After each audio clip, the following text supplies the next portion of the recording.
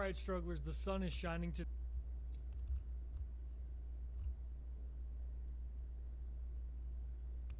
Strugglers, do you remember...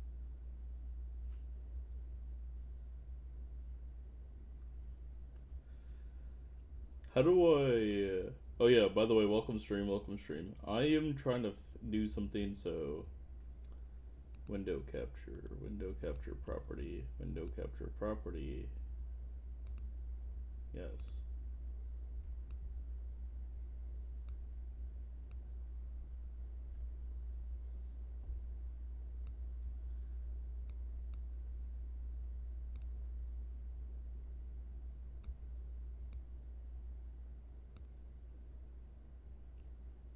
And then, like, do I have to...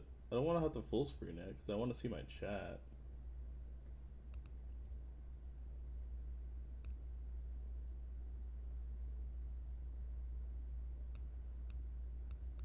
Last year when I made that video all about musical credit scenes? That was a pretty niche thing to go on about for an entire video, right? Well, we're gonna do it again today. Are you a gamer? It's okay, you can tell me. Every now and then a TV show will deviate from its normal style and tone to switch things up. A lot of shows lean into holiday-themed episodes. Sometimes a comedy will dive into something serious. Okay, that's good, Keeps you on your toes. And The one that I've always been most intrigued by is the one-off video game-based episode. And I'm not talking about shows that are about video games. No, not that. Okay, so I have to do it where it sees this part. Okay, I see. Competitive gaming, and it's awesome. I'm gonna have chat up here, and then I need to go to OES. And I haven't actually watched it myself, but it looks decent enough. No. I am talking about shows that have nothing at all to do with video games that will randomly have an entire episode dedicated to video games. Maybe a few are coming to mind for you right now. The famous South Park World of Warcraft episode, or Fairly Odd Parents when Timmy actually goes inside the game and gets stuck in there until he beats it. Let Aunt Gertrude pinch those chubby cheeks of yours. I hope she means my face. There are also some deep cuts that you might not remember at all, like Steve blue skidooing into the computer in season 2 of Blue's Clues. No way, we're inside the computer. Maybe we're always just inside the computer. Maybe we never blue skidooed our way out of here. I am fascinated by these types of episodes. Do they accurately portray video games? Can they tell a compelling story, or are they just a gimmick? Why has this scene from Law & Order SVU of this guy yelling, "laughing my ass off," been burned into my memory since I was a small child? What does that mean, LMAO? Why don't you tell us? Laughing my ass off. Larry's dead, Melody's dead, and you're laughing your ass off. You're laughing your ass off. Larry's dead, Melody's dead, and you're laughing your ass off. This episode was just on the TV in the background when I was like 8 years old one time. And rewatching it now, 20 years later, it's like it was yesterday. This image has been so vivid in my brain. I can't remember which cupboard in my kitchen the big glass bowl is supposed to go in, because stuff like this has been taking up space in my brain all this time. So I want to dive into this weird television trope, and what better way to do it than with my high-tech, futuristic, patented TV trope goggles. Oh no.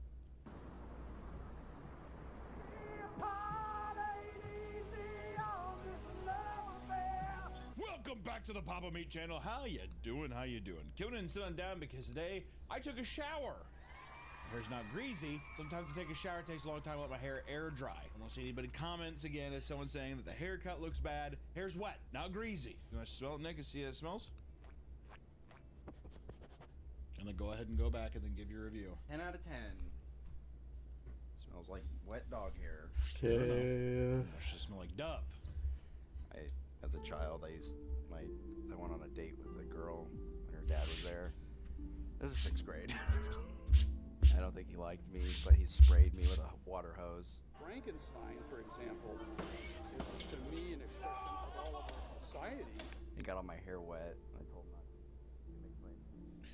Today we're going to talk about bug chasing. And no, not regular bugs, because when it comes to the world of sexual fetishes, yep, we're going there. There is no limit to the absurd things people can find themselves aroused by. And in most cases, there's no reason to judge people for what gets them excited in the bedroom, right? Behind closed doors, Nick, anything's fine. After all, nobody wants to kink shame, right? But what about a fetish that revolves around testing the boundaries of physical health? Disclaimer for this video. Disclaimer. Don't want people getting mad. 1, video's gonna be gross. 2, bug chasing is a very hotly debated topic and has been for quite some time. It's believed by many to be overblown and inaccurately reported on during a time where concept was more novel and shocking, okay? So keep that in mind, that our goal is just to talk about what it is and what other people are saying online and in the news, right? I have no opinion. I'm a shell of myself. Or you do have an opinion. I thought that this was just kind of interesting that people, pretty much for a few people, just when you want to click off the video, let me just summarize it here. People like to go to parties, like to cough each other's faces, and they catch their diseases. Everybody cough in my face. Do it. Okay? Big game hunting, and they get hard, and they sometimes chum. So if that's a video that you're interested in, plop on down and hang out for a bit, or if you just said, you know what, I'm good, more power to you. Bug chasing is one of the stranger is out there, one that many people are becoming more aware of after a viral story posted to TikTok by someone named Belisa Bell. In her TikTok, she goes on a frustrated rant about her father. My dad purposefully got HIV because he's a self-proclaimed bug chaser and he thinks that it's hot. He self-described himself as a bug chaser, choosing to live this life because he thinks it's hot. Huh? According to her, this was something he had slowly been planning ever since she was a kid. When we were children, he started to buy books about AIDS and the AIDS epidemic. He would read them and then he would come up to our family and my other siblings and tell us about how amazing it was to be able to take care of victims of the AIDS epidemic and how wouldn't it be such a good cause? How he just feels so bad for all of those victims and how they just want someone to take care of them. How do you throw that into the conversation? I mean, at Thanksgiving? I'm not thankful. I bet that's how you start off. I'm not thankful. I don't have AIDS. Nothing to be thankful for. And can you pass the gravy? About 2 years ago, my family received a call about how my dad was extremely sick. He had rashes on his body. He couldn't sleep, night sweats, all of these horrible things. He genuinely seemed like he was going to die. He goes to the hospital a couple of days later, and then we get a call. He had developed 3 STDs, one of them being HIV. How do you get AIDS? It has to come from someone with HIV, sexual contact, blood transfer. So there's no way I could just be No, in a produce section, looking at a pomegranate. No, you just can't get hit by like AIDS ray or something. There's gotta be an AIDS ray now. This video is sponsored by Fume, the leaders in flavored air. Breaking bad habits can be hard. Let Fume help you with that. Fume is not a vape, it's not an e-cig, it's just flavored air, which means you can use Fume anywhere. With Fume, there's no vapor, no nicotine, and never any toxic chemicals. And on top of that, Fume is an Yo, wait, somebody typed in my chat. path towards being free from bad habits. I don't. love Fume's Are you able to most, translate and that? also I compact don't device understand is. what you Fume said. is also there for whenever you feel anxious. Keep Fume by your side and find your calm with the satisfying. Are you able to? Cause I mean, I don't understand what you said. Are you able to translate that? People have already made the switch to Fume as part of their habit change journey. If you're ready to try for yourself, now's the time. For a limited time, if you order the Journey Pack using my code PAPAMEAT, you'll get free Fume topper and an awesome accessory to level up your experience. Click the link at tryfume.com/PAPAMEAT or scan the QR code on the screen to get yours today. Thank you to Fume for sponsoring this video, and back. But it got so bad that at one point, he was fully convinced it was going to kill him. He discovered he had HIV as well as 3 other STDs. Yeah, it does. Bug It does. chasers will have unprotected, It allows me to or play. as we all say in the cool community, bareback with other men hoping to spread the disease. Damn, dude. So he wasn't even gay. He was just like, I want you to give it to me. It's kind of dedication. What about sex is it that gives you HIV? Tearing like the inside of your hole. You're tearing skin, from what I heard. Can we do a fact check? I want to put the fact check, and while I talk, I want my voice to slow lower in the mix so I can talk about this. Does it have anything to do with poop? No. So it's not about fissure tearing and then the poop gets in there. He better really have lowered the volume for that.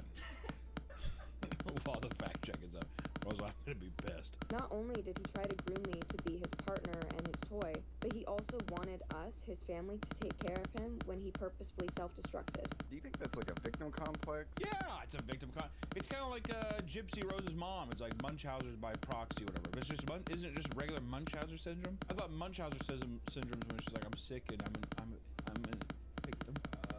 Help me. After the story had gone viral, her family was furious at her for talking about it publicly, and Blissa was kicked out of the home, and she began resorting to TikTok crowdfunding to afford moving out. This eventually worked out, and she has been updating people about the process as it develops. Can you get rid of AIDS or HIV? What exactly is the difference? Because this is actually an interesting thing people don't know. What is the difference between HIV and AIDS? AIDS is a advanced stage of HIV.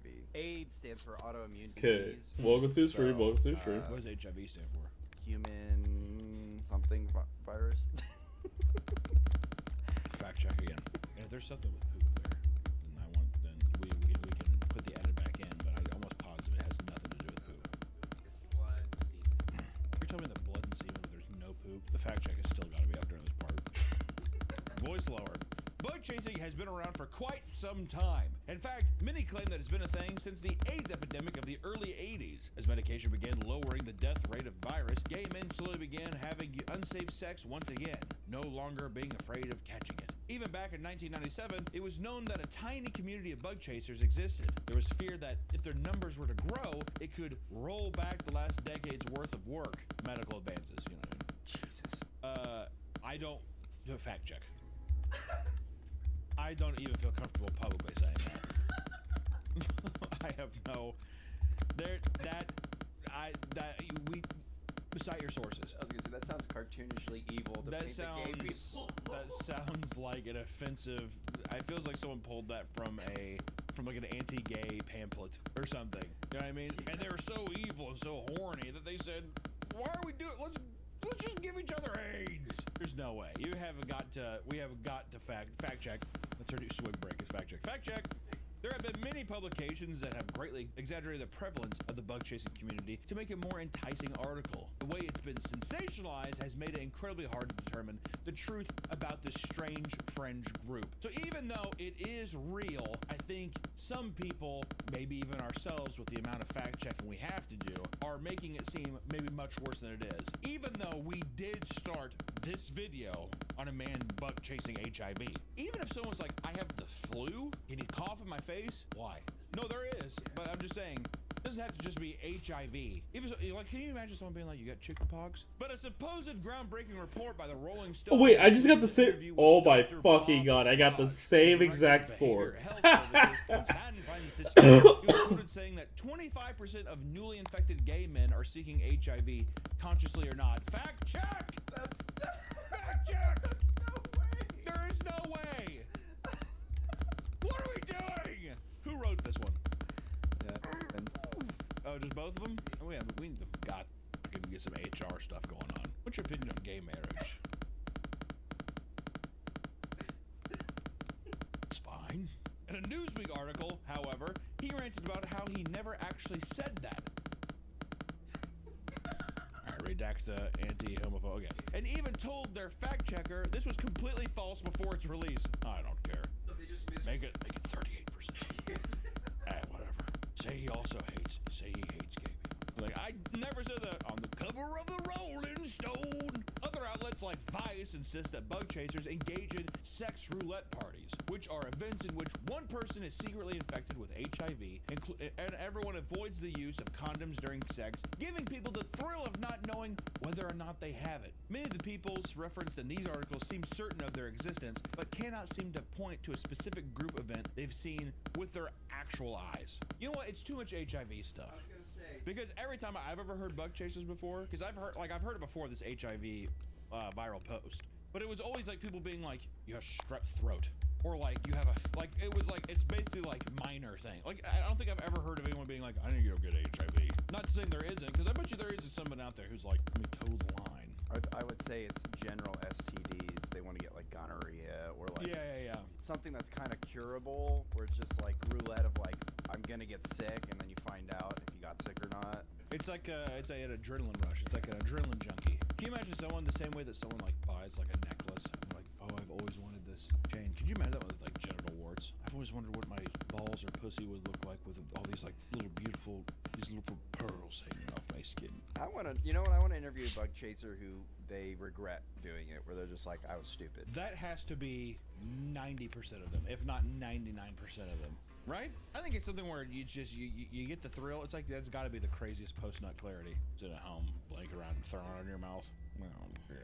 Across all strange corners of the internet, you'll find people discussing these so-called bug chaser parties, while it's likely that they're being completely overblown. I think it'd be interesting to see what they claim goes on during these events. of gift giver parties. One involves an orgy that consists of just one HIV positive person. After the deed is done, the host reveals who the positive person was, letting the group know who was potentially infected. See, I wouldn't want that. I don't want to know who's infected. You don't? I like that, actually, at the end of the party. Everybody gather around. Who had fun tonight? It was a good time. We had a great time. And for everyone wondering, drum roll. It was Sarah. She's like, or actually, that's a big guy. It was David. David! I knew. I had to suspect. I should have went with my gut. Like partly that casual at a party. Maybe it is. So you know what'd be fun though? You go into those parties and looking around and being like, guessing who's got it. You know, there's got to be one guy who's just like, Everyone's all health. Everyone's all good, and then one guy has like super gaunt eyes and cheekbones. Like Nosferatu sitting in the back.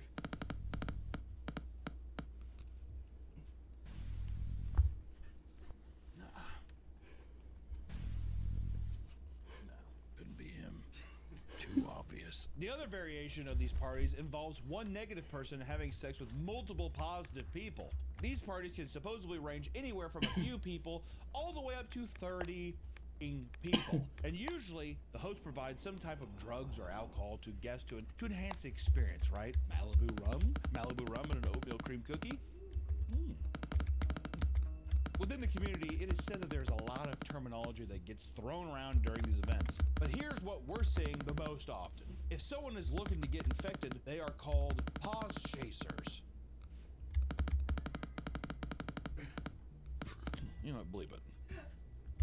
I don't know what to say. Pause chasers.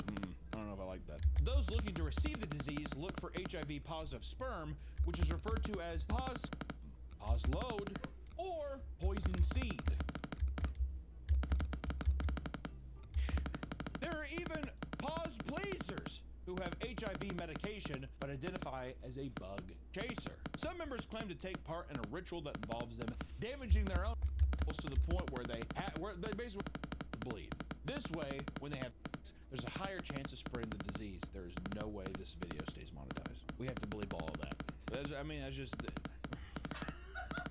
And I guess the only way that we can have it, like what I just said, was some people want they want their whole to have strawberry syrup.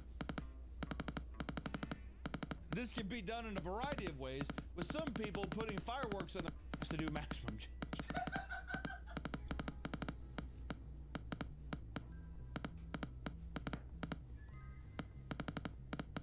What do you mean you're blew up? I stuck an M80 up there and let her rip. Some people make it easy for you to identify them as positive. A positive person wants negative people to know he's open to infecting them. It's said that they'll get a biohazard symbol tattooed on their body. That's insane. Most of the time, it's placed somewhere visible on their arms or legs. Some opt to get it tattooed on the shaft of their penis as a direct warning to anyone they encounter. But let's take a step back and discuss why it is that people find themselves taking part in bug chasing. For many bug chasers, the idea of catching HIV and other STDs is simply an extreme online fantasy. Bug chasers existed for a long time. However, the internet has allowed the community to practice the fetish without actually contracting the disease, right? You can do a nice little role play. You can be a little preemie baby. You gotta do that, and you get to live a normal life after that. For some, bug chasing is similar to thrill-seeking or adrenaline rushes. It's the idea that they're doing something taboo and potentially dangerous that gives them this rush. And online, a man spoke out about how his ex was a chaser and how his kink was going to holes without the use of a condom. He had HIV and got a thrill off knowing that he altered someone's life without them ever knowing it was him. That's not a good person. That's a felony. That's, I think, well, yeah. Yeah. Others who partake in the community view getting the disease as empowering. When they get HIV, it's like they have been freed from their fear of getting the disease. There just has to be fact checks. All sources, source links. Whoever it's wrong, listen, go yell at them. We're just reading what we found. All right? I did not know this was going to be so heavy HIV. Is this a problem? I feel like this is a problem. I feel like it's going to get nuked into the ground. By saying HIV? Yeah. Yes. We'll just put a disclaimer saying this is an educational video.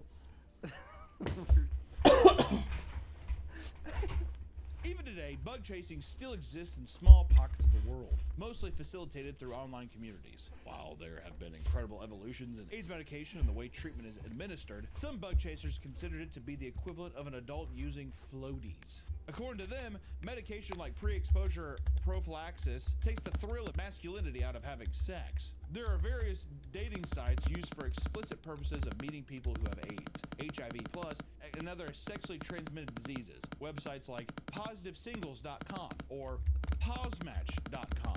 There are events here and there that aim to reduce the shame people feel living with HIV. Some are strictly kind and wholesome, while others seem to have more degenerate intentions. In 2021, the gay star Tim Tyler tried to host the Pause Pride Fest with the goal of raising money for HIV groups and to celebrate people who may feel outcasted from society due to their disease. That's fair. So is pause a... I don't know. It's really early in the morning to talk about this much HIV related stuff. I really thought I was going to be like, yeah, I'm sick. I have a boner. This sounds all well and good until you realize that part of the event would include the Chasers Jamboree, aka party including those with and without HIV. The website advertised the event stating chasers and gifters would identify themselves with colored hankies. And the Twitter page posted a poll asking those attending which category they fall under, with a grand majority being chasers. It turns out that Tim has been an open bug chaser who successfully contracted HIV, so the event appeared to be more of like a super spreader event designed for his own sexual fantasies rather than like an uplifting thing. Maybe it could be both, I'm not sure, but it's, I don't know. A blogger contacted the resort hosting the event, explaining that the event was not at all about raising awareness for HIV. Supposedly, the owner sat in stunned silence for 2 straight minutes after realizing what was actually going on. They dropped the event soon after. Tim announced its cancellation. He then suspiciously reached out to people about continuing to donate to event's PayPal account that Tim manages himself in order to raise money for HIV nonprofits instead of just donating directly to the nonprofits. I think Tim might have been scamming a little bit. Skimming off the top, it sounds like. While most people would probably be a little more private about their chase fantasies, some people are willing to post public Craigslist listings in search of their dream gift givers. Other people seeking dating advice online have admitted that bug chasing has caused significant problems in their relationship and led to eventual breakups. After dating a man for 6 months, one user admits to finding out that his drag queen boyfriend had been secretly hooking up with pause guys in the hopes of being infected. Damn. You want to lean me in on that? Okay, we're getting way too intimate way too fast. This is private stuff. In the span of 2 months, he slept with 50 people. The user was told that he was doing it so he could get government benefits and to fit in better because many of his friends were HIV positive. I don't know if I believe that story, Nick. That's too crazy. Is it not? I mean, this all reads like a homophobic pamphlet. Yeah, the gay guys all get AIDS so they can get government benefits and they can all hang out with each other in their cool treehouse.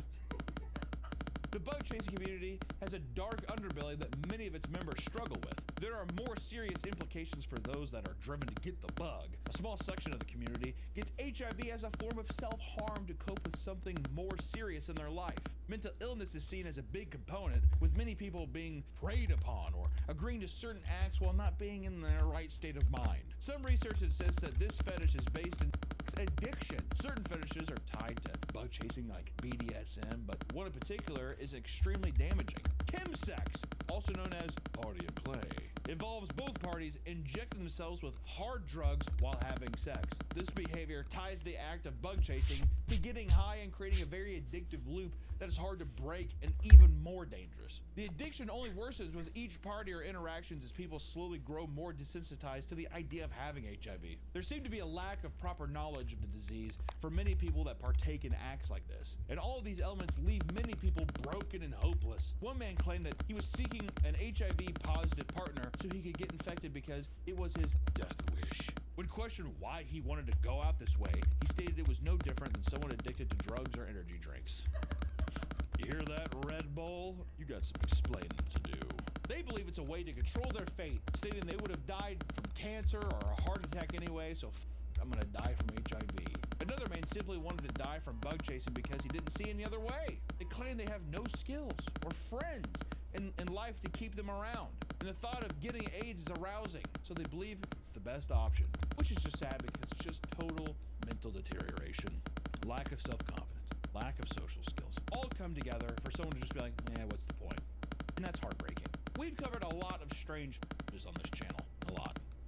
Too much. Gotta reel it back a little bit. I think we might be done just for a bit. I think it's safe to say that bug chasing is one of the stranger and more dangerous ones, if not the most dangerous one. I mean, I don't know.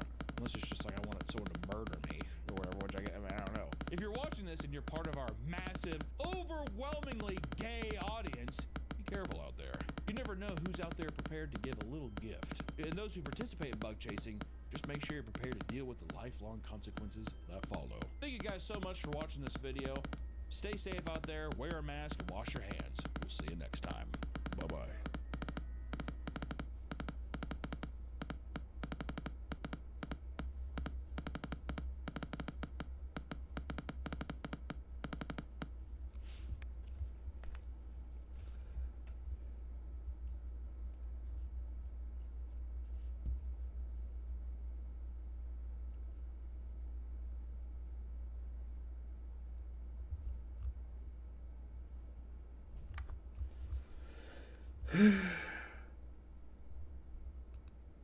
There has always been something strange about Bradley Lemon. I didn't trust anyone. I was still delusional. Something highly concerning. Anytime I closed my eyes, I'd see like really dark things, like really shadowy, haunting, scary figures.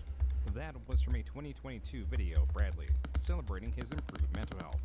Little did anyone know how bad things would get. Look at me! Zombie! Zombie!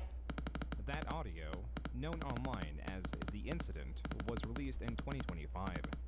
Bradley Lemon, going online as Brad Tasted Music, runs a music review channel. At his peak, he was earning $20,000 to $30,000 a month. In 2023, he shared this screenshot that showed he earned 313,000 tips from viewers alone. On the surface, he was a happy-go-lucky guy with some internal struggles. The most controversial he was, prior to 2024, was when he argued with the artists of the music he reviewed. However, the videos he has attempted to hide and his ex-partner, who he has attempted to scare into silence, tell a far different, grim story. This is Brad Taste's descent into madness. As such, this video will start from the beginning.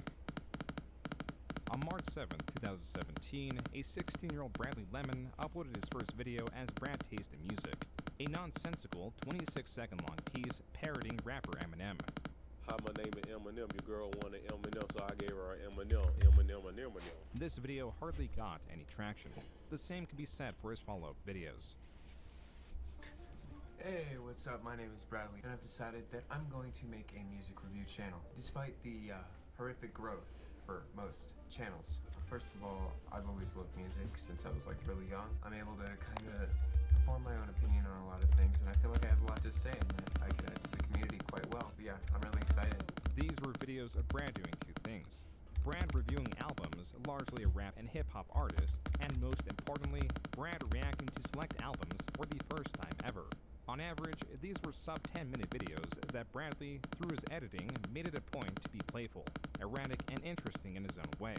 Being that these were largely edited and recorded through his phone, there was only so much he could do, though he did experiment. As 2017 was closing, Brad used his time reviewing and actively listening to music to make videos on the worst songs or best albums of 2017. It was not until February of 2018 that Brad's channel really started to get traction. It begins with a confrontation of sorts, when creator Beyond ARTV gave the 21 Pilots album, Blurryface, a rating of 4.5 out of 5.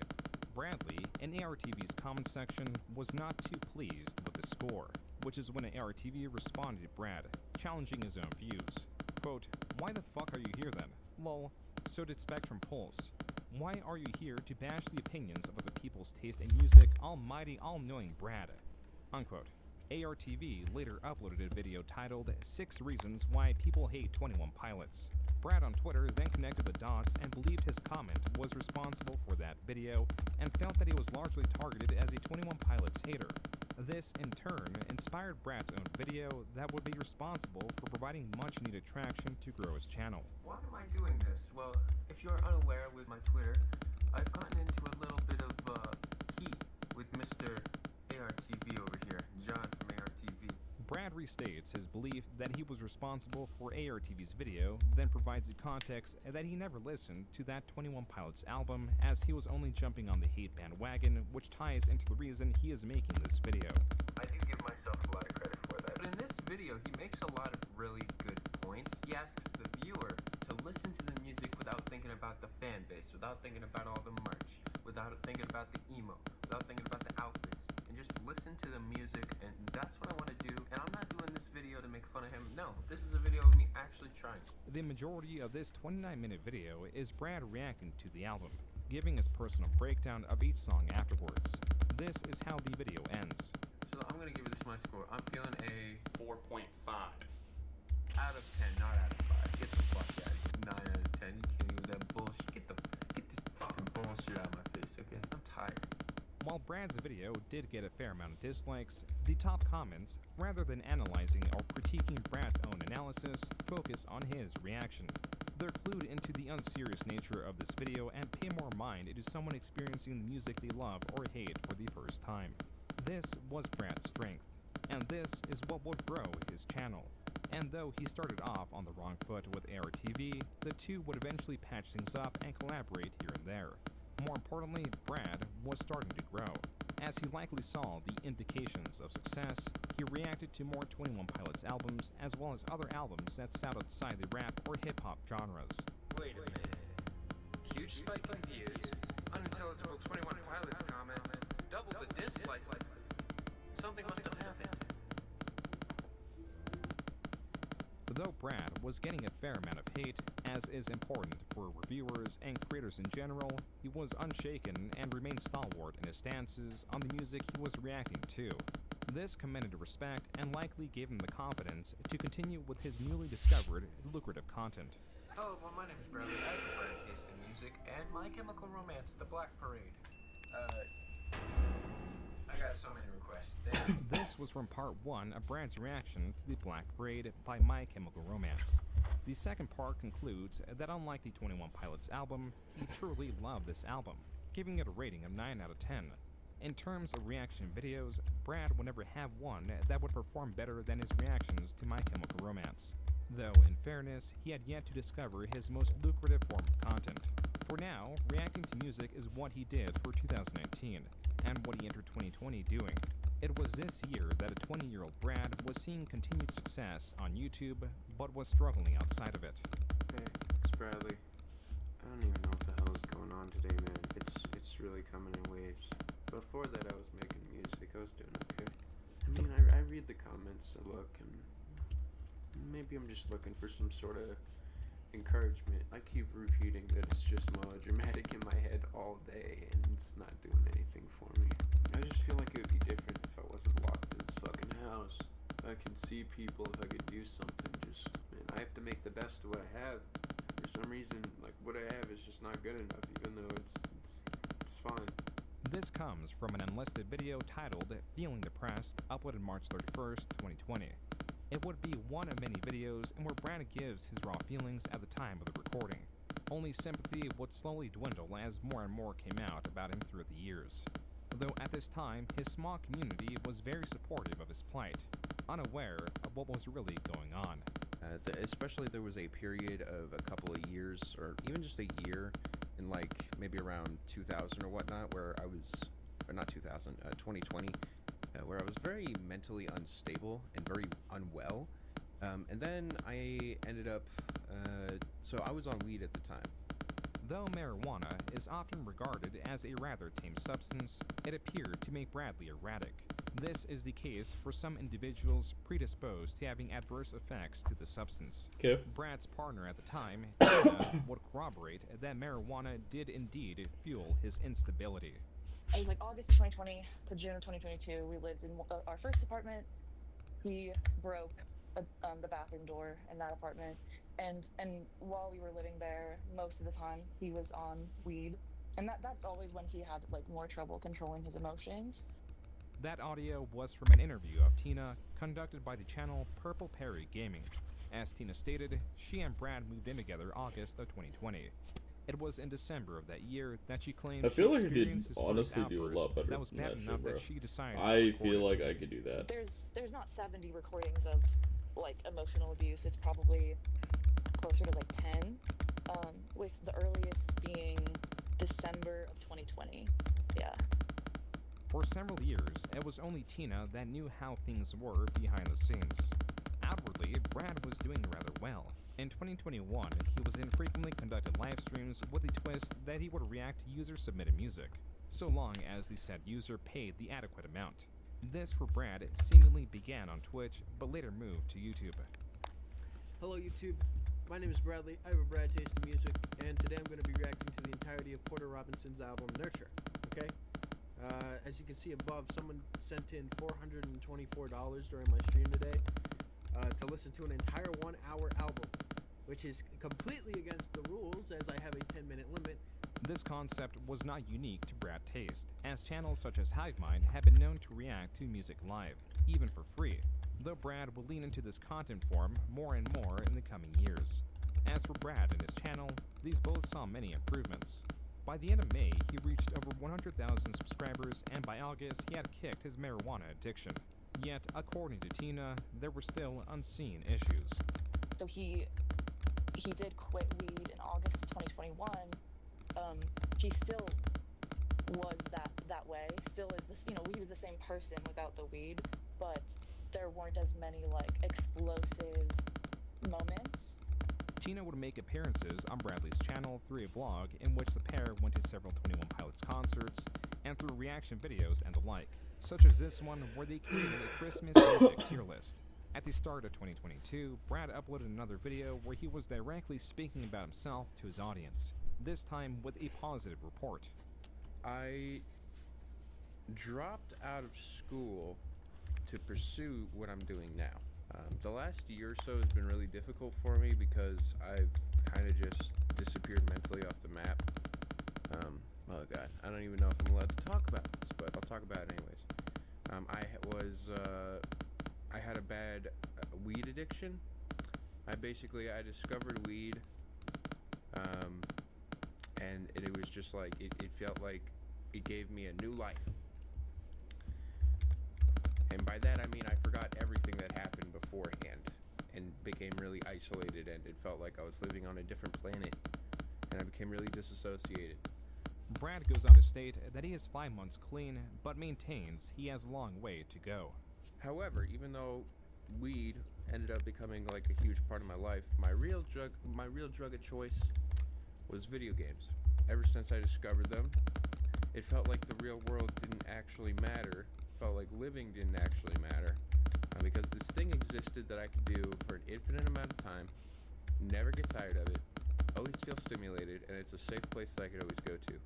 As for video games, Brad contends that he has limited his game time and that it has done wonders for him. He then begins to talk about Tina, his experiences moving, and how things got bad, but through kicking and limiting his habits, things got better. What I ended up doing is I ended up moving out of state, away from everybody, to live with my fiance. And I thought that my problems were where I was. I'm sure this is going to sound like a cliche, but my problems came with me. It was 2022 that Brad truly began making money on YouTube. YouTube streams are basically my main source of revenue. I have a system where basically you send in a request, a PayPal request for however much you want. I'll react to a song, and then I'll give it a rating out of 10. And I found this for the longest time to be the most dreaded part of working. I blame this for me not caring about music anymore. I thought that it was just a pain to go in front of a bunch of people, but I think I get it now.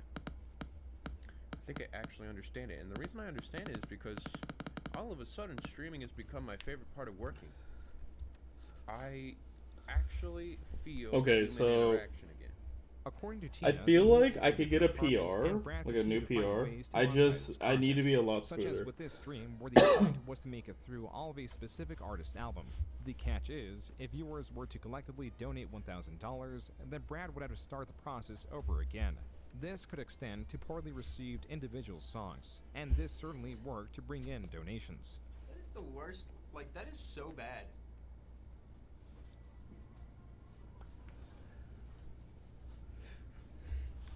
Okay.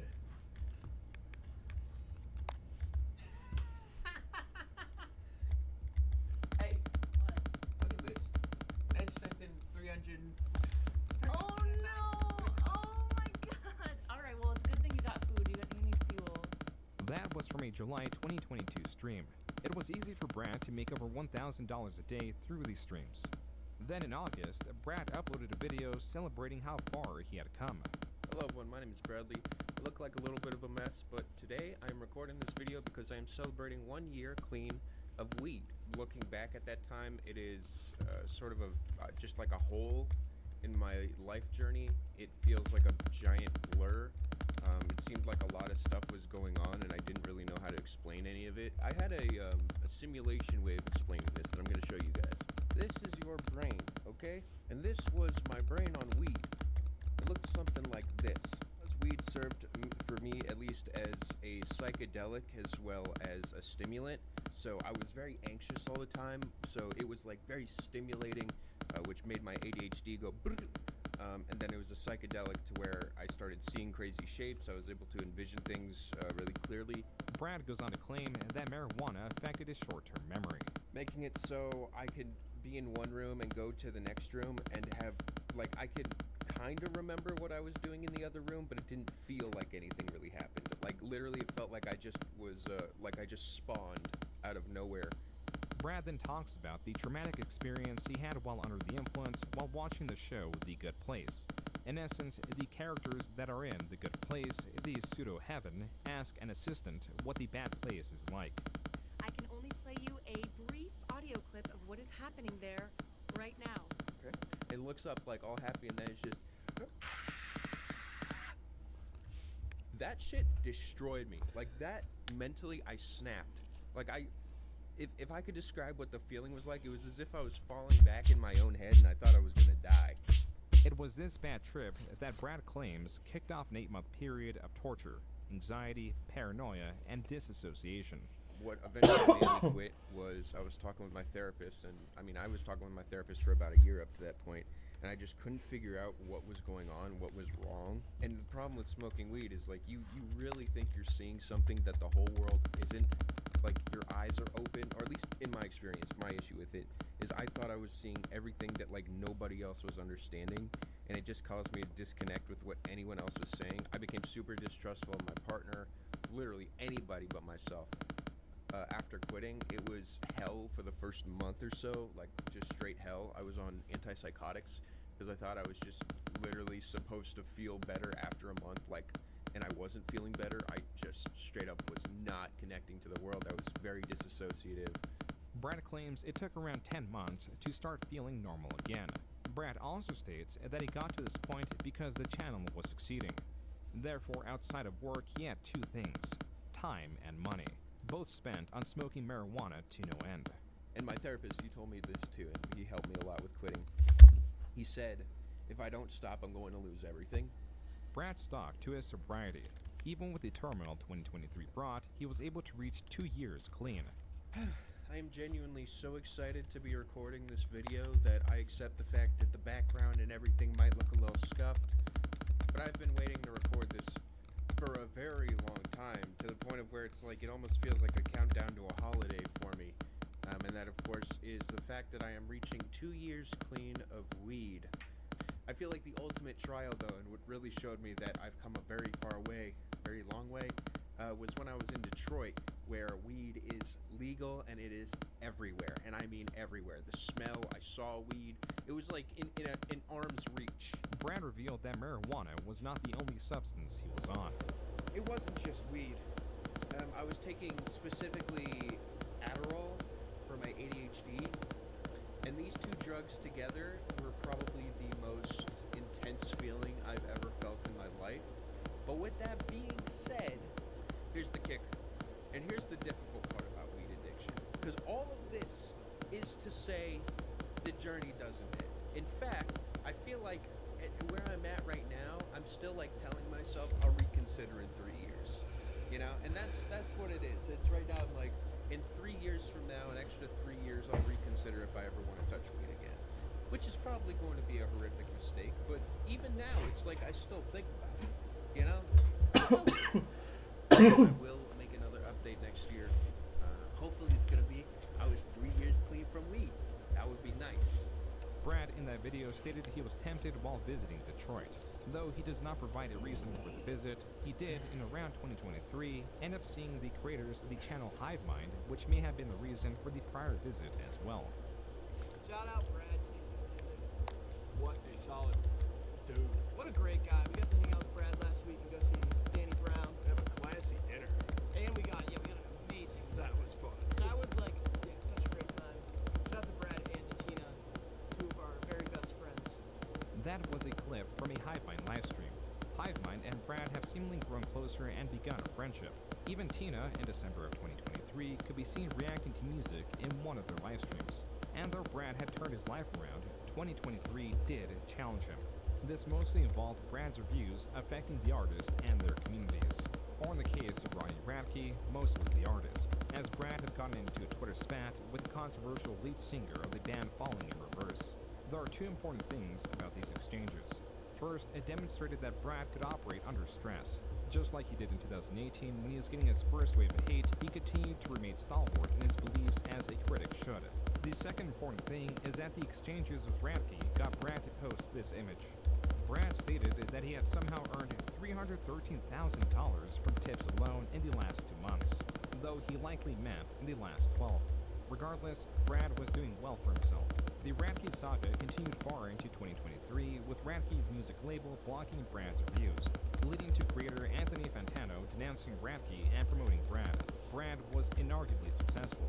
In March of 2024, he was actively streaming for 16 hours a day, and also posting these cut-down streams to YouTube. In the last month alone, I've received 1,100 song requests and about 50 album requests. This was among streaming for like 16 hours at a time at points, doing nothing but listening to me. He picks that amount. I think at this time he was probably making 20 to 30K a month.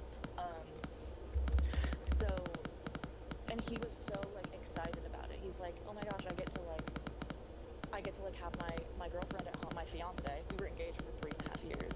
He's like, I get to have my fiance at home, hang out with her all day, blah blah blah.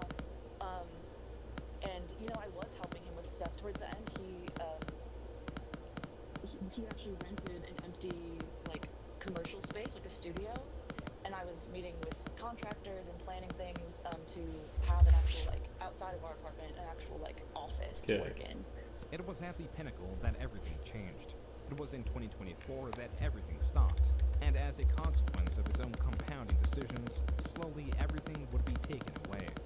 Alright, let's start from the beginning of where things went wrong. I went to a show. It was a live show in California. It was Ethan Klein and Ela Klein performing. I had backstage passes. I met them. I talked with them. I post a picture that I have with me, some friends, my fiance, Ethan and Ela Klein. So I basically just went against them and said, you know what, I need to back out. I can't do this. This is too hot. And then everyone called me a pussy. To his Instagram, he's posting Instagram stories, calling Brad out for kind of backtracking and throwing his under the bus. Welcome to the stream, guys. Welcome to the stream. I hope you enjoy. I'm right now trying to break this PR right now. Followers on Instagram, and we got home. Brad was just spiraling then. Look at me and accept what you have done to me. Did you see what I think? It's crazy hearing people say that I'm fake crying into the phone. I was scared for my fucking life. The destabilization of Brad began mid-2024, perhaps even on the stream that took place in May. I just completed a live stream where I immediately got a channel warning. Now, this has never happened before. Dude, I don't think I can do this anymore. Fuck me. I just want to break my PR just by a little bit. And for what I do, because I do believe that it falls under fair use, especially for a channel like this where it is about discussing and reviewing music directly. In the middle of reacting to Billie Eilish's new album Live, Brad received a channel warning. In essence, as a YouTuber, you are allotted 3 copyright strikes before your channel is terminated. The thing is, Brad did not receive one of these strikes. He only received a warning. Despite the lack of danger to his channel, he does not present it as such. In other words, I am now all of a sudden, out of nowhere, liable to lose everything that I've worked on for years. Now all of a sudden there is a risk involved. Doing this is horrible. It's terrifying. And I am basically posting this to let people know, to get people aware of this, that this is happening. Because yeah, so with that being said, I am unfortunately unable to continue this stream as is until the appeal goes through and I see the result of which, or else they say that I will be basically banned from uploading or streaming for a week, which for me is a really big deal because this is my job. I have a fiance who relies on me. I have dogs. This is basically how I survive and make my livelihood. This same day, after Brad ended his stream, he uploaded a video titled, "This is Really Bad," giving an update on the situation. I just made a video talking about how I got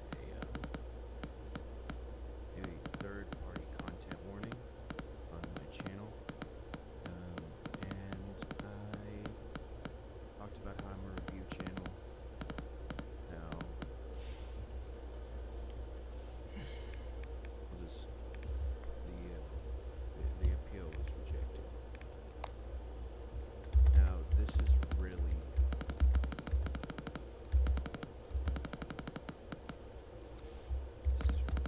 bad. Like, it's so bad. It was just like so quickly they looked over it and decided it's a violation. And it's like, I have the footage. Like, I'm pausing, I'm talking about the music. This is, I don't know why I'm being picked out. If they just decide again, out of nowhere, oh, third-party content, it's like, it's a strike. I can't upload and they could just keep doing this.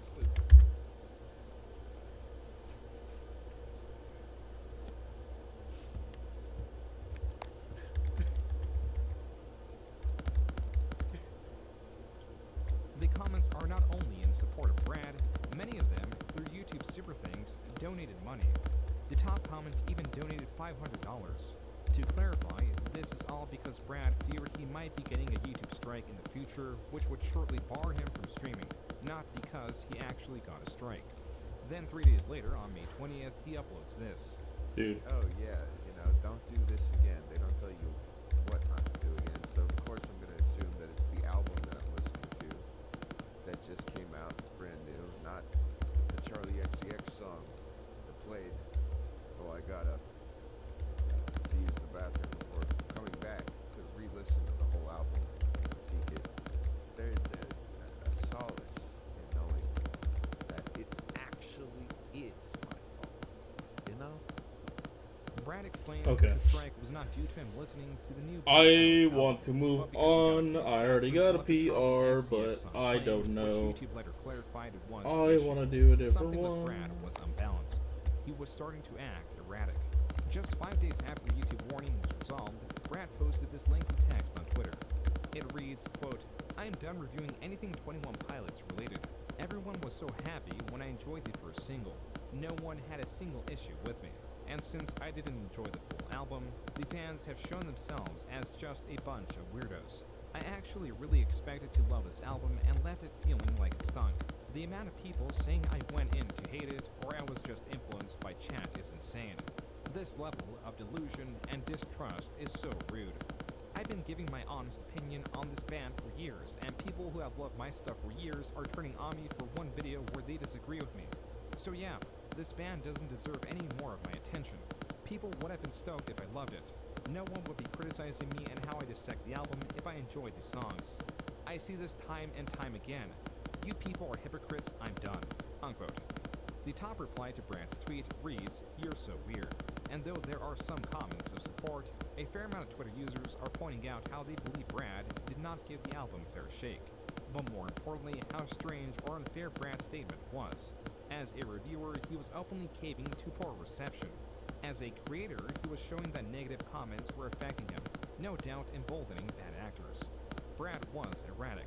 One of the few things that could make this worse would be introducing marijuana, the substance known for bringing out his worst behaviors. Despite knowing the risks, knowing how much it affects his mental state in life, and understanding that using it to relieve temporary anxiety would only increase it in the long run, Brad, in June of 2024, was reintroduced to the substance.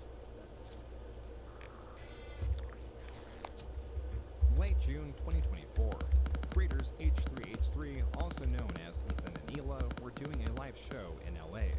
Brad and Tina attended the show. Afterwards, H3H3, even though they were unaware of who Brad was, were generous enough to give him and Tina backstage passes. And Ela allegedly talked to Brad all night. This is the origin of the infamous Twitter post and picture. It is captioned with H3's famous phrase, "Great moves." As any fan or detractor of H3H3 knows, they are highly controversial as they have shared their opinions on what is happening in Israel and Palestine. There are even continued disagreements on what their stances are. This is to say any opinion on them will be viewed with split reaction. Brad's photo with them was no exception. The following day, Brad tweets in regret at posting the picture, stating what is happening in Palestine is awful.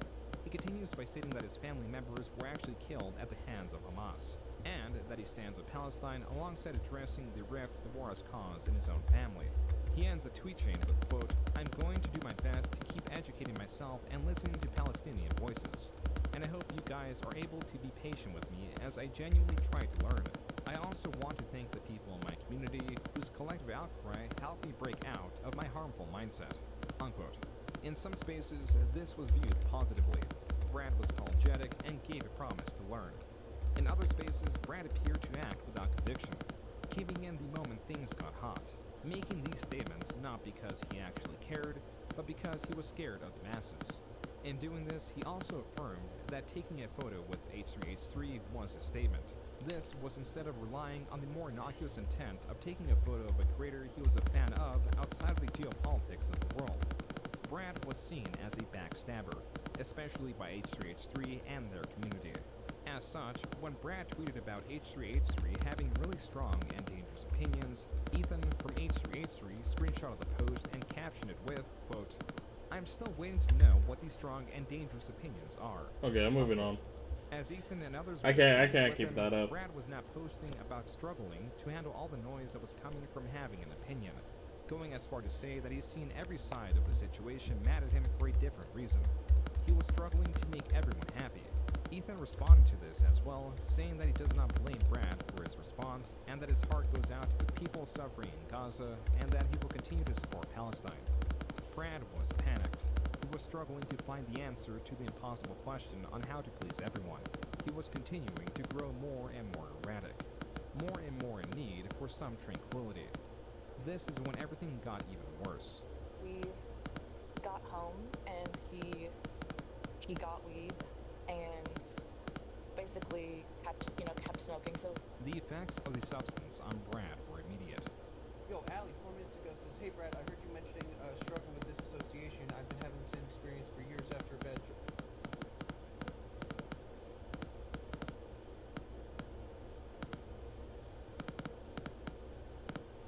Thank you, Allie.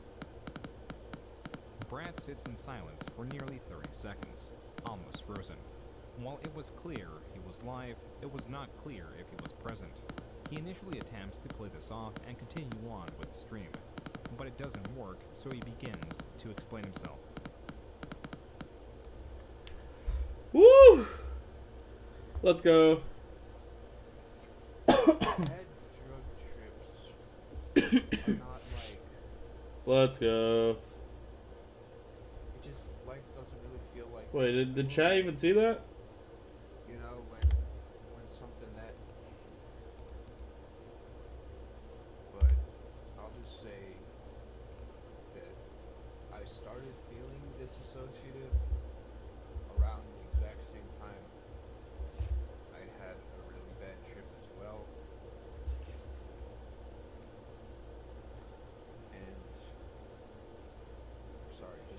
Oh, hey David, welcome to the stream. Sorry about that. Kind of just What happened? brought it up again, I guess. Which I Sorry about that. I was going through the chat. So, when I'm playing PvZ, I'm about to be done. Honestly, I want to do like about, let's say, 30 more minutes, I would say. Yeah, it's hard. What makes it also so hard about bad drug trip, like a real one, a really existential one, is it just you don't know how to explain it. Honestly, I'm gonna move on from this because I got my PR there. Hey, hey Dave. So I have a question for you. Do you play Kovaaks? Do you know what Kovaaks is? It's like I love this game. Switch on your brain turn on. No, I appreciate that. It's.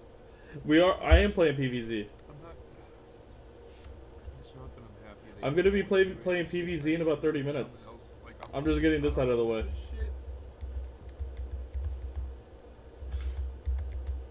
It's like every day is hard, and I have to just cope. Is that okay? I just wanna get my aim training. Like, you know, I need to practice, and then I'll get to PvZ. I'm gonna be doing it in 30 minutes though. His audience know he was no longer far removed Yeah. from the substance that caused that experience. Day in and day out, according to Tina.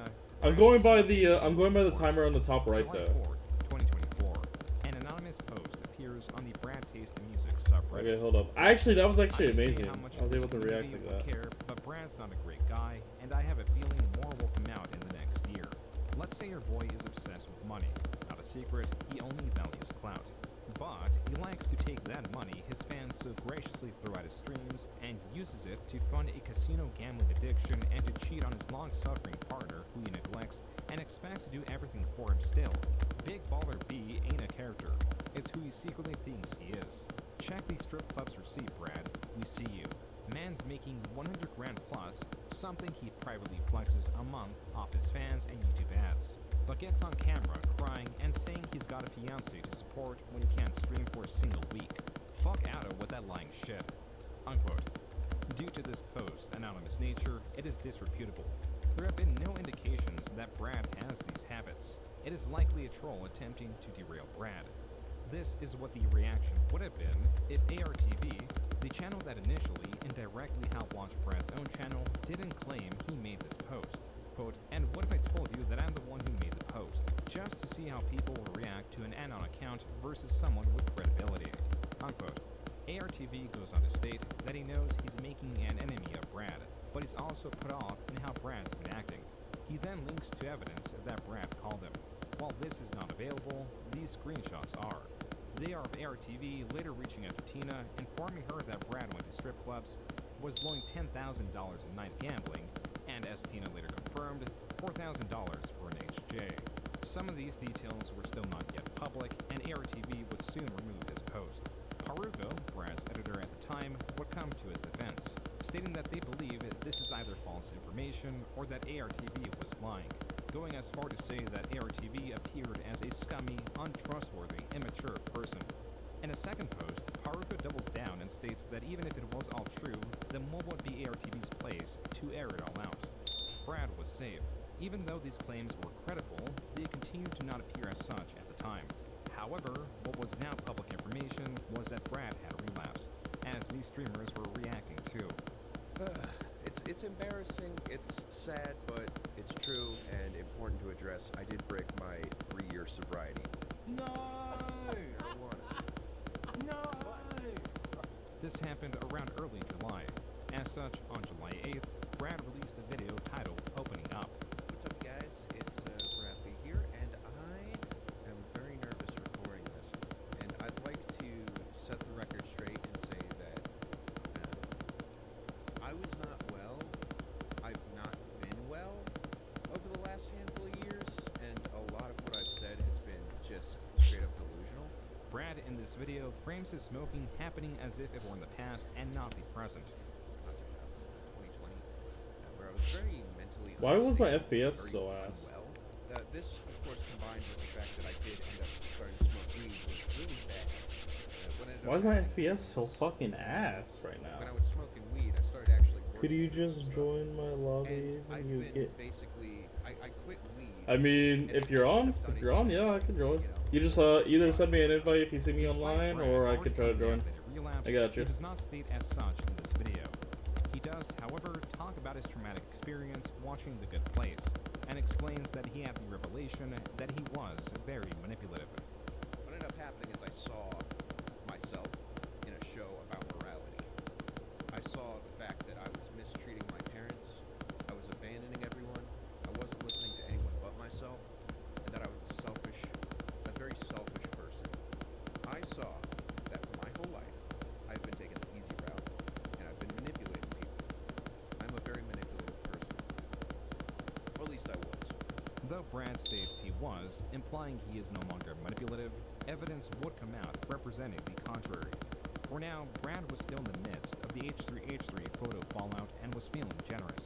On July 11th, Brad posted in support of a smaller creator known as Rose Malay, stating they are a content creator who has been making huge improvements and that they recently made a video covering Brad. The issue here is that Rose Malay is a universally disliked figure. Brad, likely taking the lesson that one should be stalwart in their stances, was now, on Twitter, defending a creator who in the past advocated for relationships with animals and endorsed those that ignore consent. Even when presented with the screenshots of Rose saying these things, Brad would not budge. Brad even quote tweeted the original. Whenever I hit about an hour and 20 minutes on the timer. And sympathy should be had. On the timer to the right, you'll see. He started to backtrack as he took down the post in defense of her. Then, on the 13th, he came out with an apology, stating he was an hour and sorry 10 minutes, for Rose and that he saw his own mental disability in her. Here, he also claims that he did not know about the full extent of Rose's opinions. It was only when he was made fully aware of everything that he decided to make it clear how he feels about her. This is where it could have ended. But then Rose uploaded a video expressing her sadness in Brad's betrayal. Then, a few days later, she uploaded a video striking back at Brad.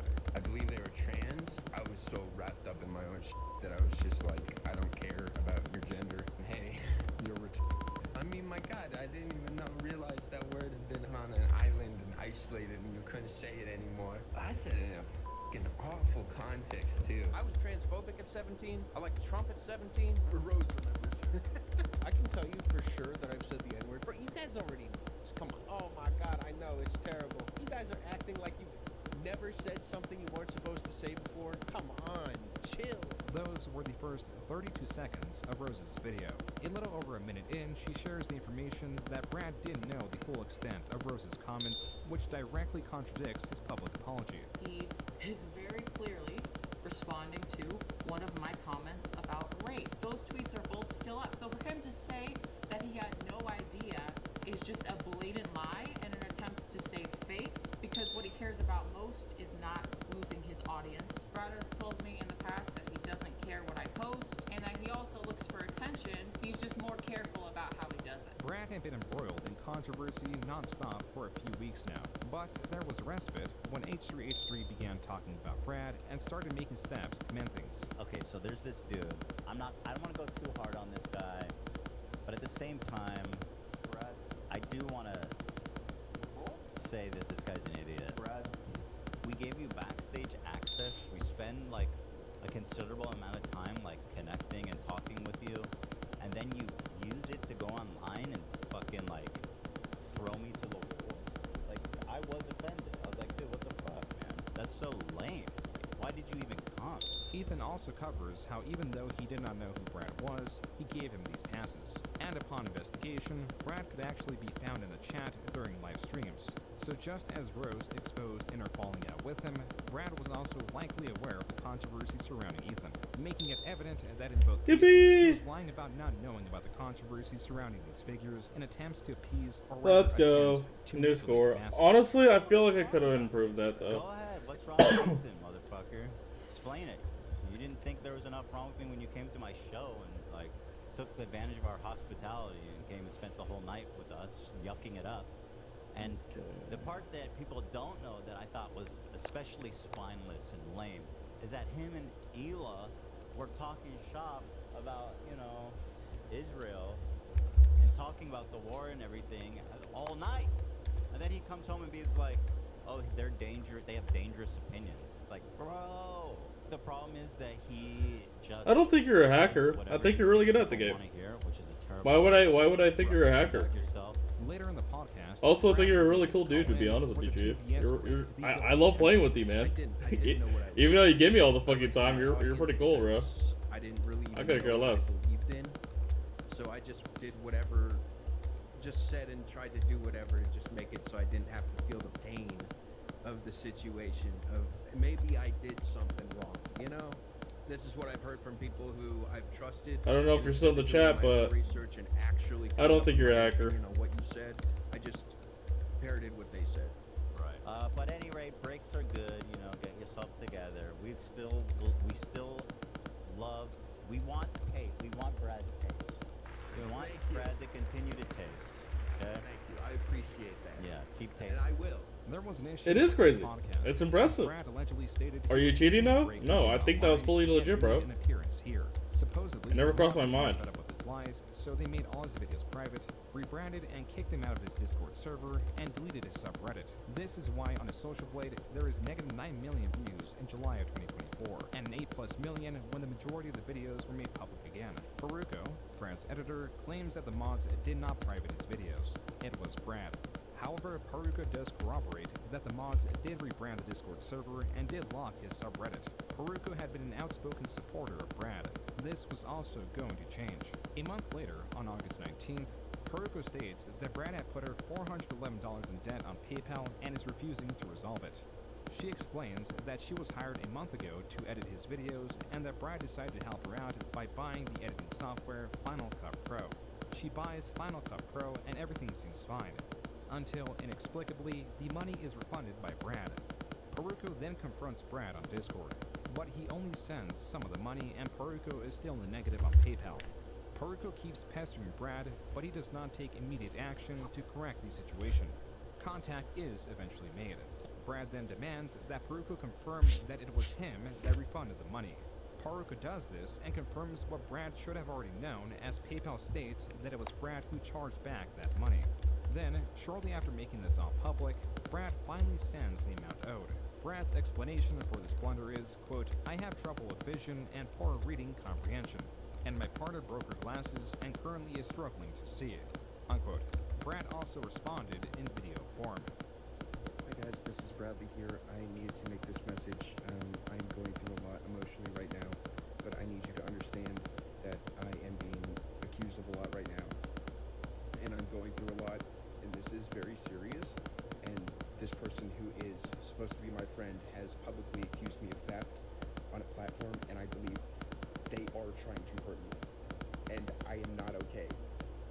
And I've been spending literally any moment I could all day trying to figure out this financial thing with them.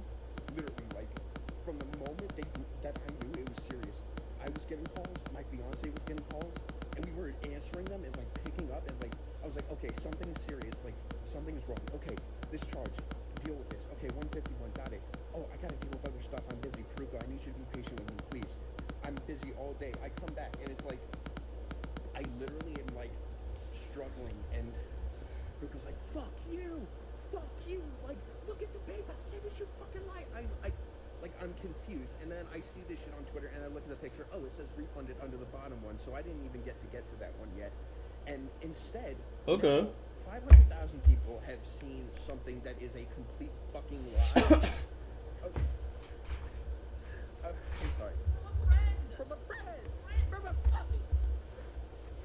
Shortly after this, Paruko deactivated her Twitter account, stating that she doesn't want this kind of stress. Brad also deactivated one of his social media accounts, specifically his Album of the Year account, where he rates music. For some reason, this account was tagged as deceased. Honestly, 20th, I also been trying to add this one guy, this guy right here. He's refused to add me, I swear. It's so annoying. I really want to add him, because I want his scores. I want to see his scores, but it's like, he doesn't want to add me, so it's like, it's awkward. So, what's gonna happen now is there's gonna be a lot less chat interaction. But I love music. I just really hate that I am like super mentally ill, and anyone has access access to the ability to talk to me. So here's what we're gonna do. Lock in? Lock in? You know what? You know what? I'll change my music then. You know what? I'll lock in just for you, man. My mix. You know what? I'll lock in. I'll lock in. Bro, what the fuck is this? What is it? You know what? You know what? I'm doing it. I'm locking in for you, man. I'm locking in for you. This is your strike, not mine.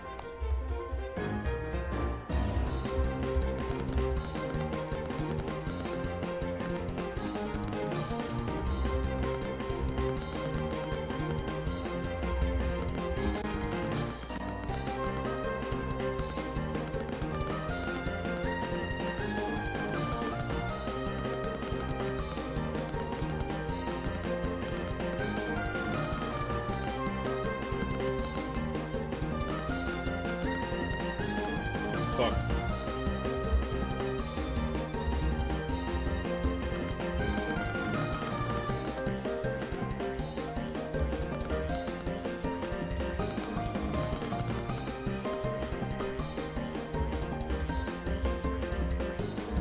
This is very hard in this sense. I want to remind you, this is hard. But I believe.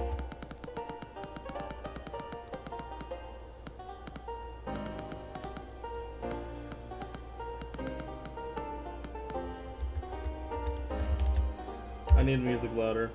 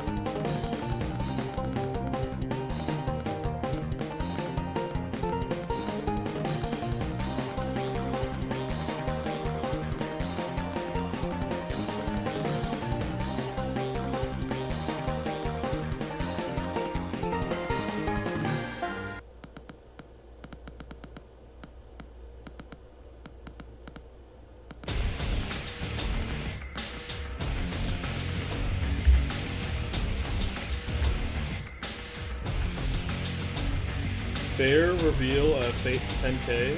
What do you mean by fair reveal? What does that mean?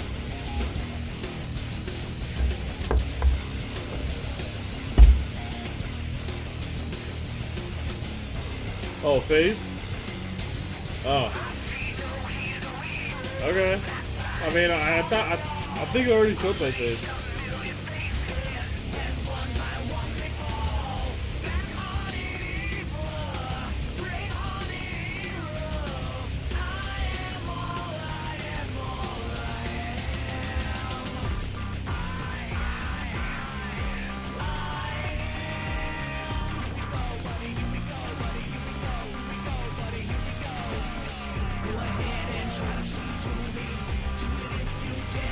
Minute?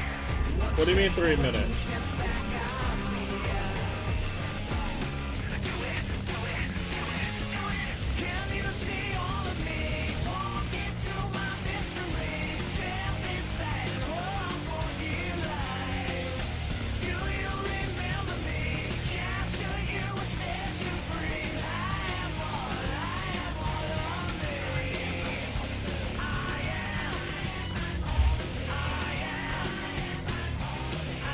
Oh, I meant the timer over here. Okay, look at my crosshair. Look at my crosshair. Oh, well, look over here. This timer. It's 1 hour and 10 minutes.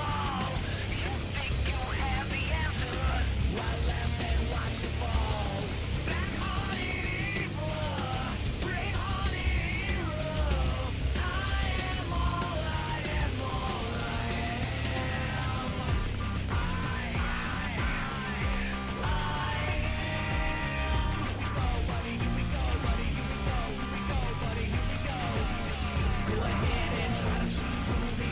Do it if you can.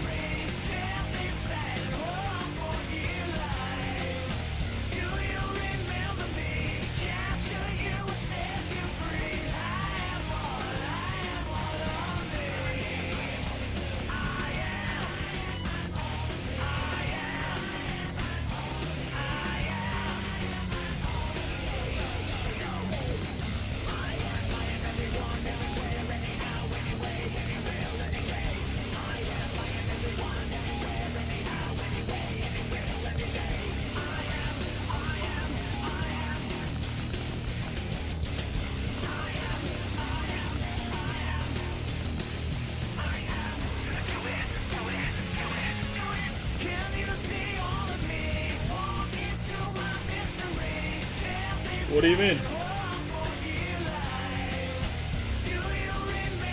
I'm gonna move on from that. I already got a PR, so I'm happy with that.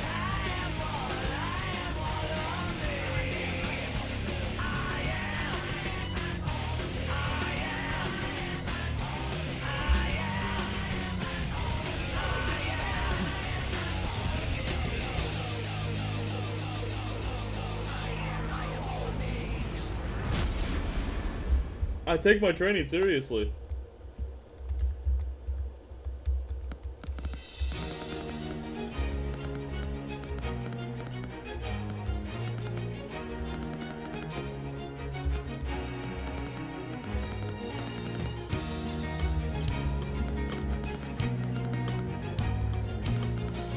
Oh, what's my accuracy? That was 36?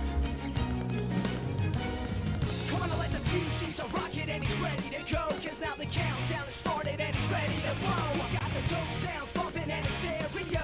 That's fast, putting on a show. Go on and get yourself together, there's no time to rest. And if you put the time in, he'll put you to the test. He's like a running man in his world, war is less. And if you want to test him best, bring your best. Don't make me spell it out, bring your best. In this world where life is strong, in this world life's an open book. In this world where compromise does not exist, in his world of rules every step meets the rest. In this world where one is all, in this world never fear the fall. In this world Fuck, man. That was shit. Wait, I need to plug in a charger. Give me a second. My phone's dying. By the way, I'm using like the phone as a way to see chat. I'm too lazy to figure out how to put chat up in OBS, so bear with me for a bit.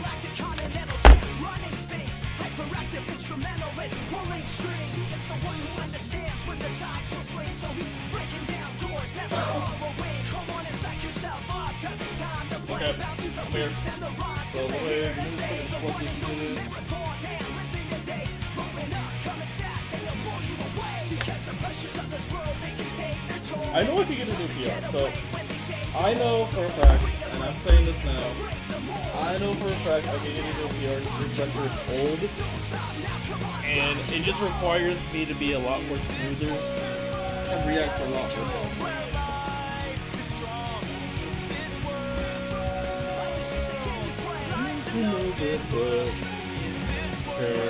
I'll put a different song on. This is a good song. This song I fuck with a lot. This is a good song. This is pinnacle.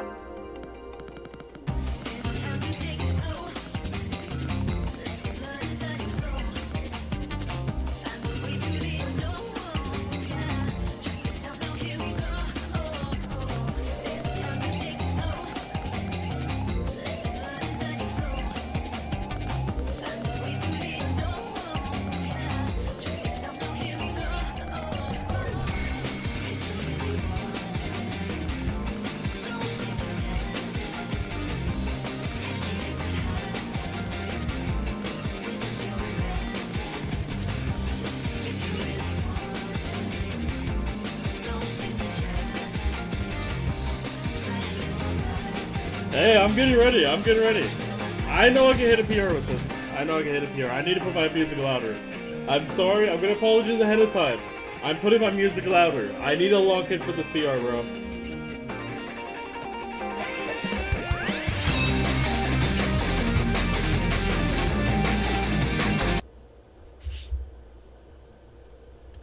Okay. Hey, I want you to go hard on me too. Okay, dude? I need tough competition.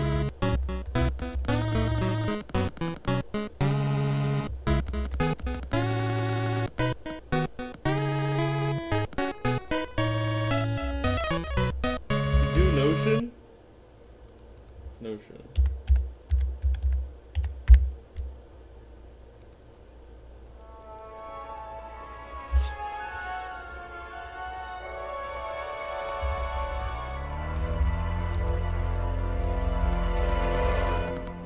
Sure, it's a common notion, perpetual emotion, but I don't need the comfort of any lies.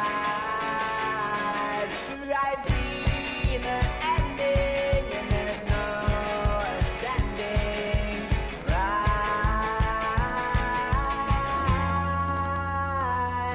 Oh, back when I was younger, was told by other youngsters.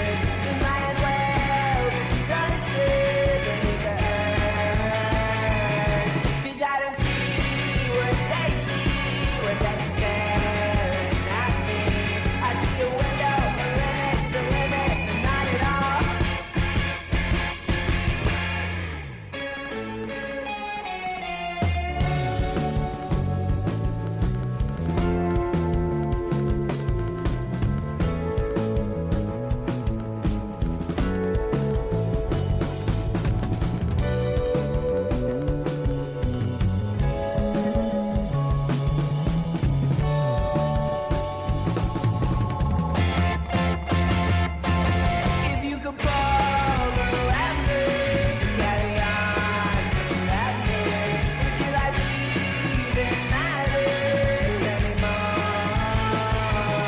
Sure, it's a common notion, perpetual emotion, but it's not what you signed up for.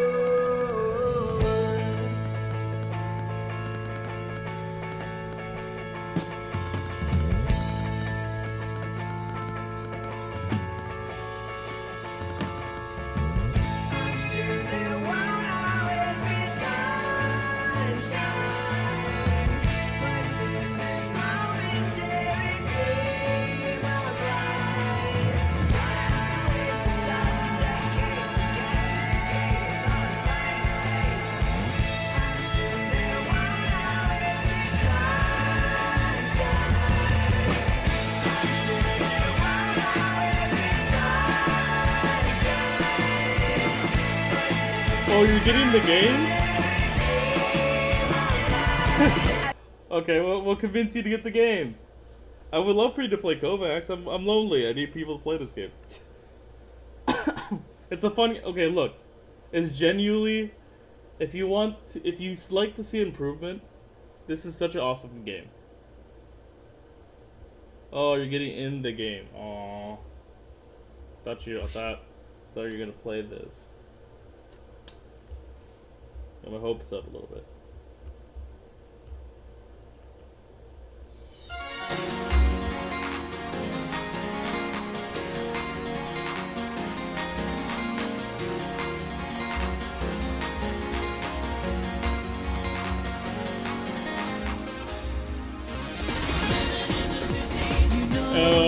Gives you better aim. It gives you better aim. That's what I can say.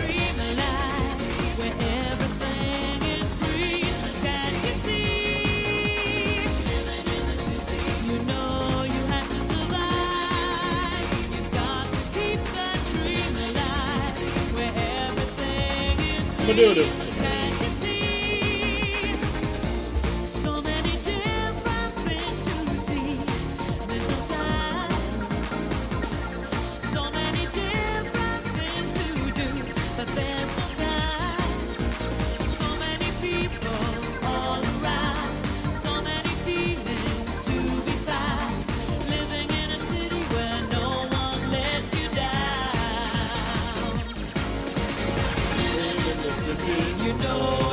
Survive. You gotta keep that dream alive. Everything is green, can't you see?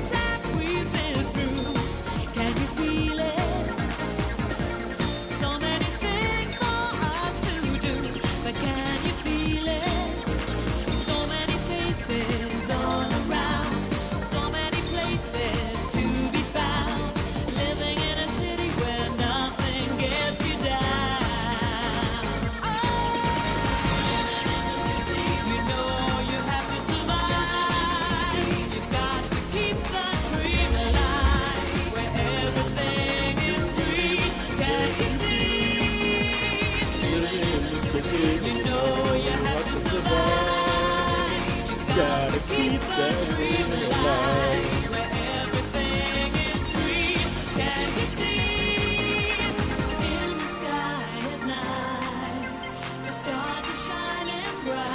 Hey guys, what should I put my wallpaper as? Yeah, I didn't want to do that scenario, to be honest. I kinda just wanted to skip that. I was like, you know what? I did it for too long. I'm okay.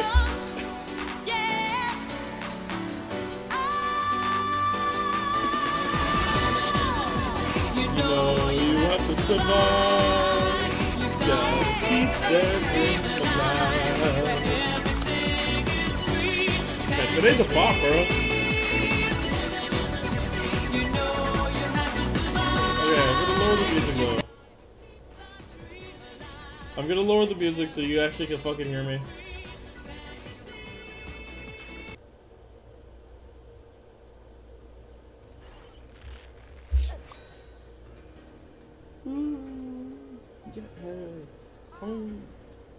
You may not be able to see my health with the setup that I got going on here, but it's okay.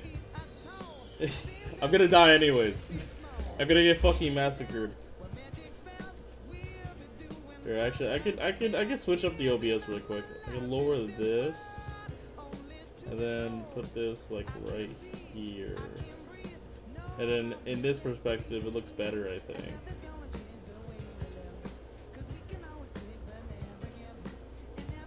It'll be like that. Will be the MP player like thing in the corner.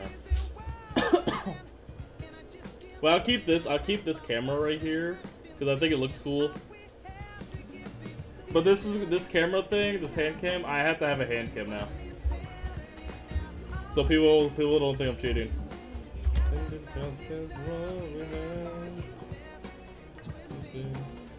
New technology. Yeah, it fits. I need XP. I could kill 15 cacti. Let's go. Oh, let's see what Rook's got. Oh, whoa. Oh, I already seen this. Have I? Have I already seen this? I have, I think. I have. Wait. Good job for promotion too. Oh, thank you.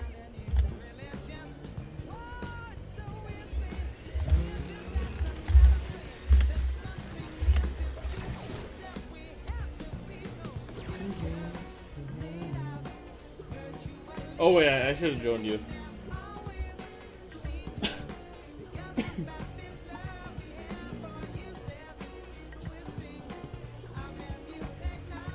I mean, this is a long queue. I don't think. What the fuck just happened? What the fuck? What just happened to my Garden Warfare? What just happened?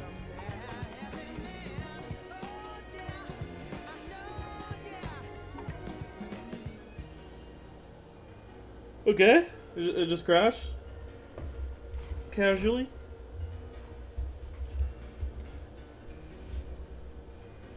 I mean, I guess that's cool. Oh.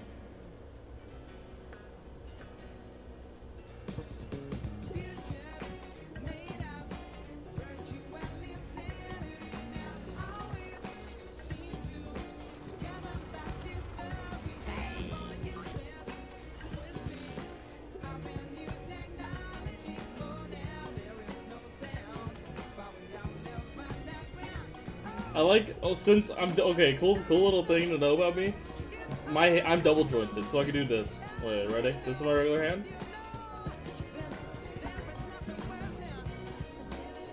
So I guess that helps me a lot with this, because like I can actually use my joints. I can use my joints on my finger to give myself extra stability.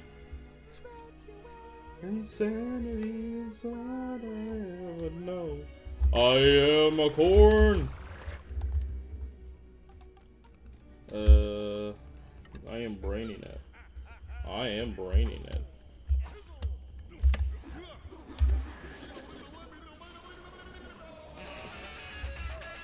I'm chasing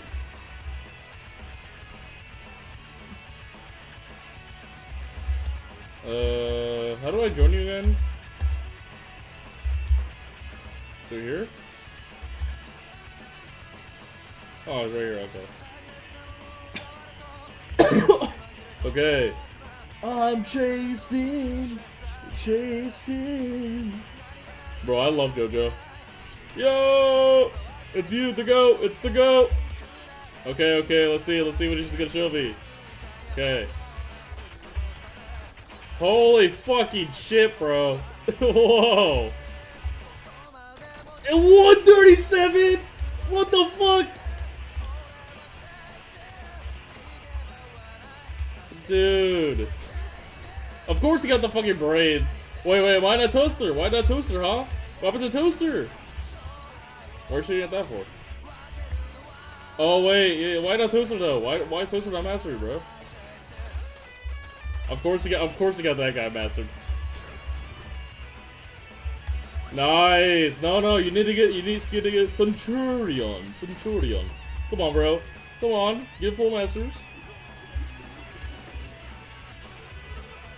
I'm heading over there.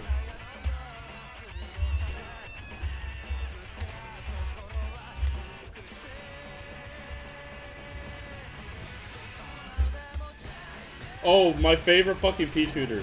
Yo, go in the portal. Let's go. I want to get some aiming in.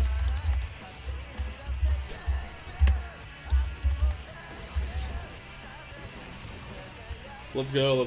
I'm about to get my shit fucking rocked.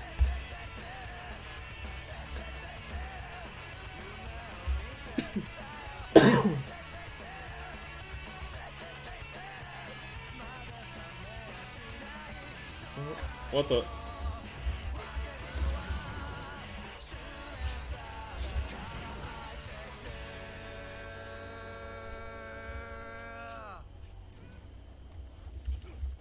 You're not working? Is it not working for you? Oh no.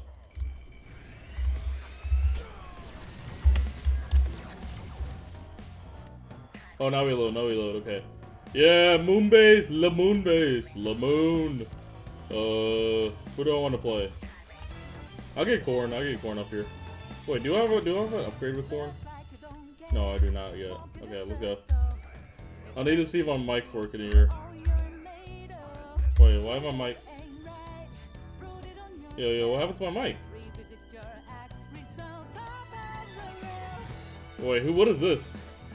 Hey, I know you. I friend you out of nowhere, but I was one of the guys on TikTok for lobby you had. You were hilarious and oh, thank you. Yeah.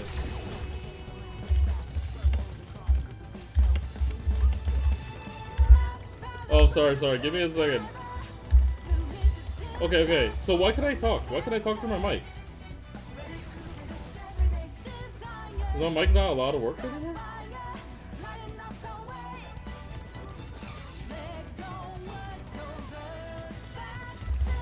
Can you hear me? Hello? Can you hear me in game? Shake your head if you can hear me in game. I don't think my mic is working.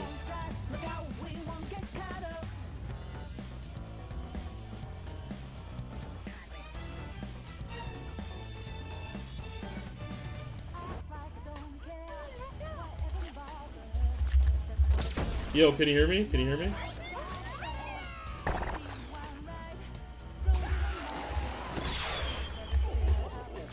I don't know if my mic is working.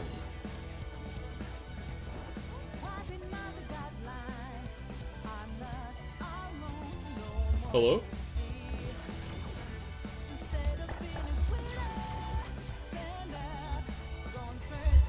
Yo, is my mic working in game?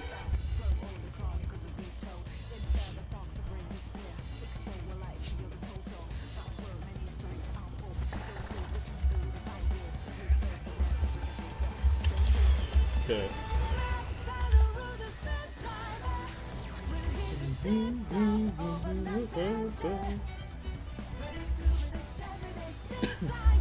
Wait, let me leave your group and see, and just queue at the same time with me. I want to see my mic. It's not working. It's not working as I want it to be.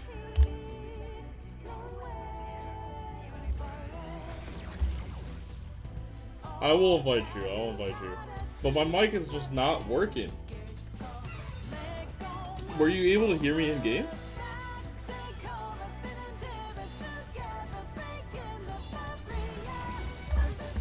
Oh, how do you? Oh, you're going. Okay, is it because of server? What server am I in? No. Can you hear me? Can you hear me? You cannot hear me. You can't hear me in game. Wow. What the fuck? How, do you know how to fix that? Do you know how to fix the mic bug?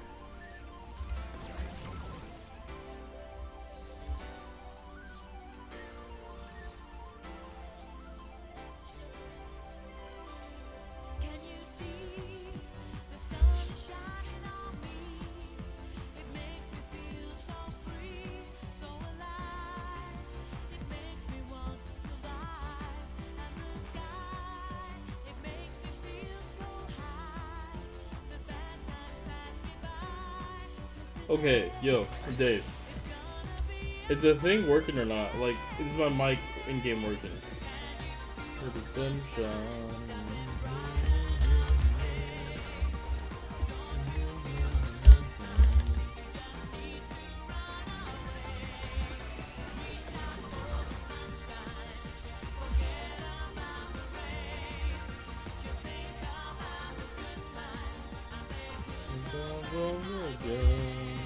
I mean, I'm a zombie now. I don't want to be a zombie, but I gotta deal with it.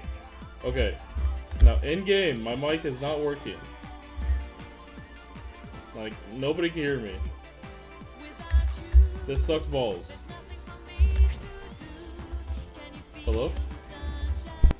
Hello. I would like to talk to people. That sucks. Man, I guess I'll just practice.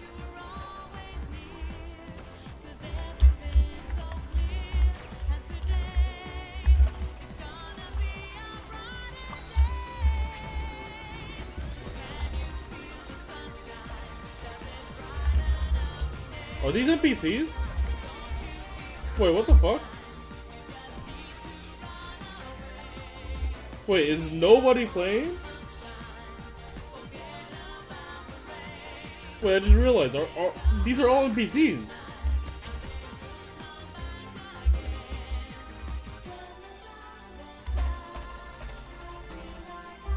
Nobody playing the game right now?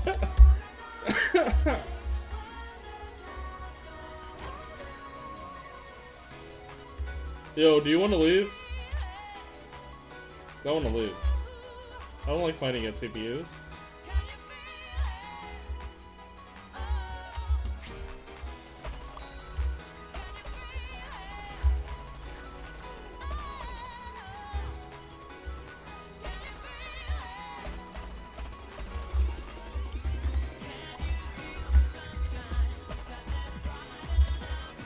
No thanks. You don't want to leave? How could you?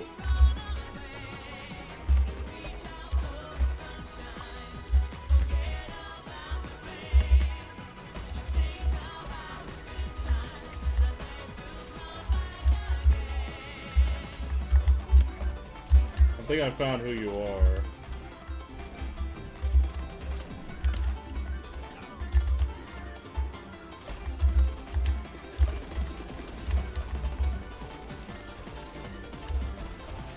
Wait, how are you not dead? Wait, is it because it's on easy mode it's not working? Okay, come on. I'm gonna go back to come on, man. Let's go return back. I don't wanna play with CPUs. I wanna play with genuine people.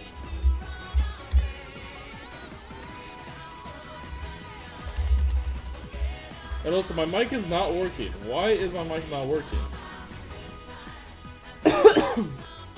Like, I can't talk to people in the game. Does anybody know? Do you know how to fix that?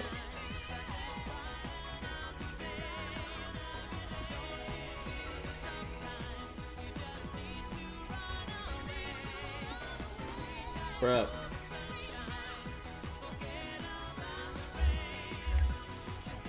That sucks.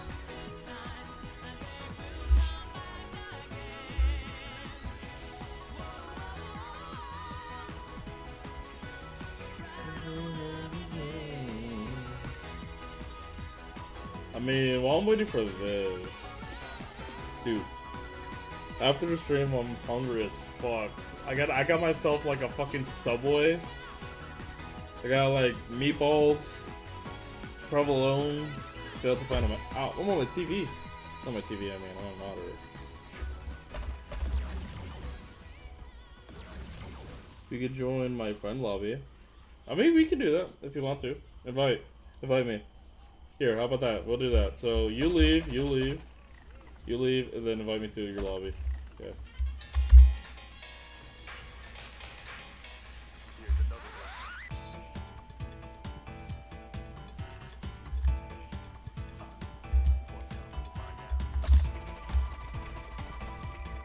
I got invited. Hold Y.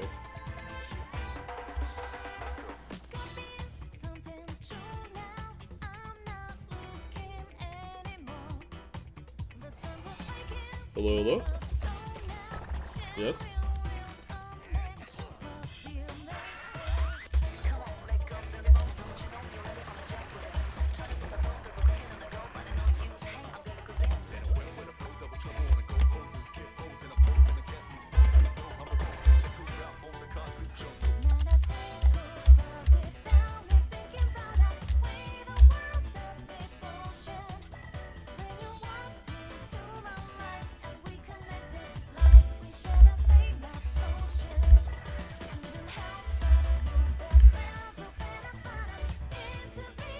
A 1v1?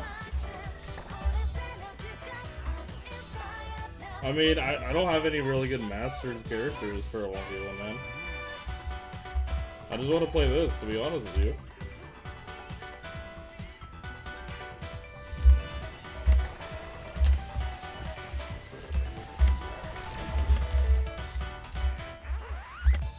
Like, I genuinely just want to play this, man.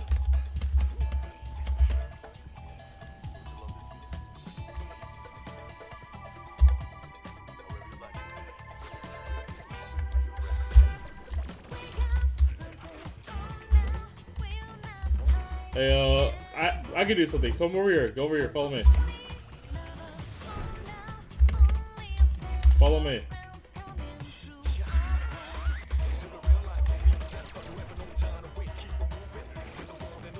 If we're gonna do a 1v1, how about we do it? How about we do it over here? Type it in my chat.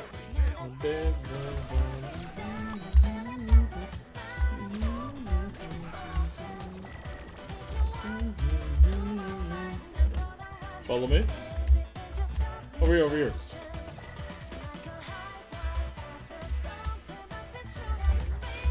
And start from here, I think. And then you go over here. Follow me. You go over here. You go over here. Over here, over here. And then I go over here. Okay, type in my chat when you're ready.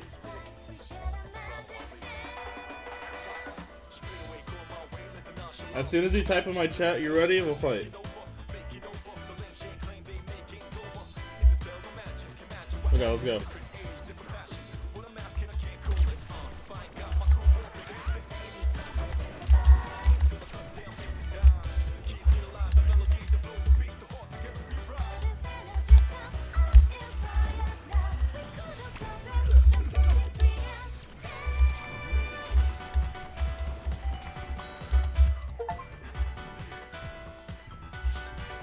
I mean, I did kind of ass there, to be honest with you. I was like, shit, I was ass right there. Okay, we'll do it again. We'll go to best of 3 out of character. Hey, don't fight yet, don't fight yet. I'm waiting. Let me heal up my health.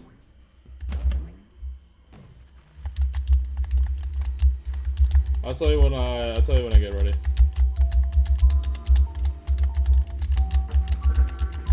I need to lock in.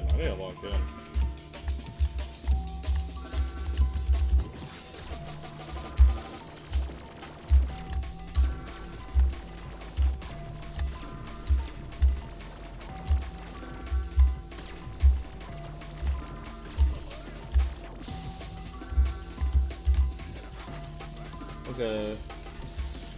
Yo, what are you doing? Yo, wait, you gotta wait, man.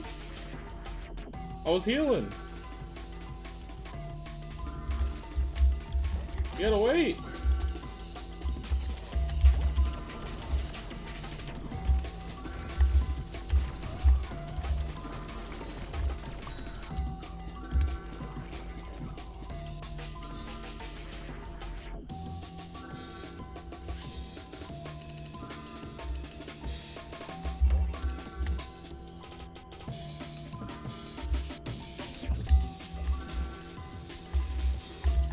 I thought we were doing a 1v1.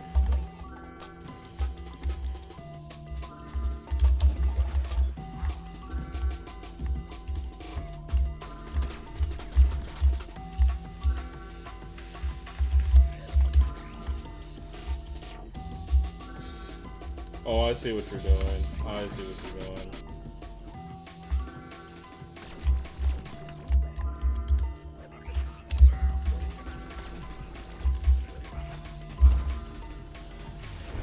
Crap.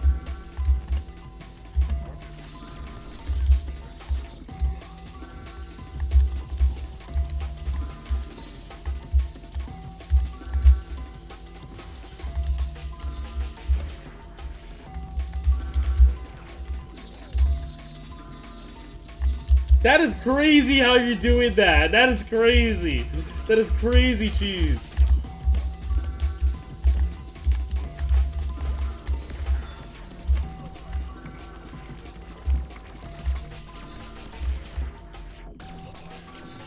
You're not gonna fight? Is it, you just gave up there? Bro.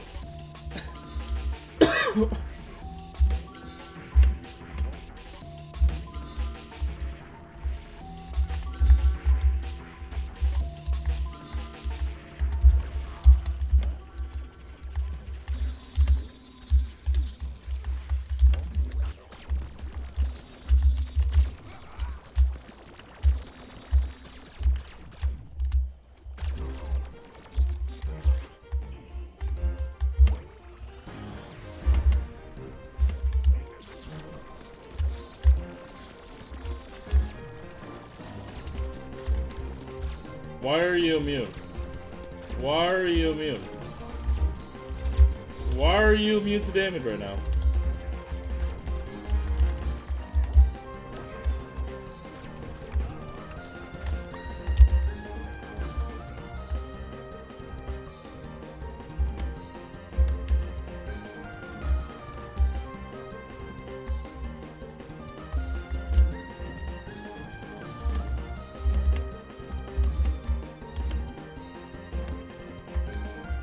I'm lagging.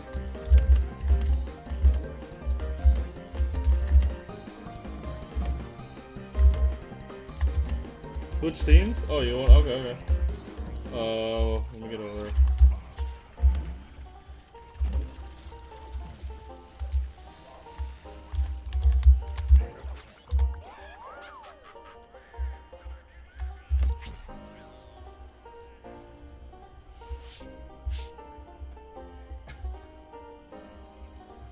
Oh, what's my score right now then? If you want to do constant combat like that.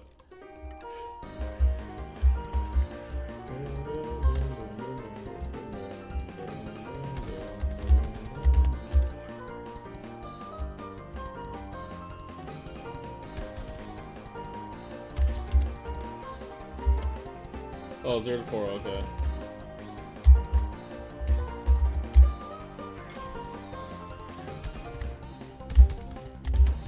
Oh, I see what you're doing. I don't want to deal with that right now.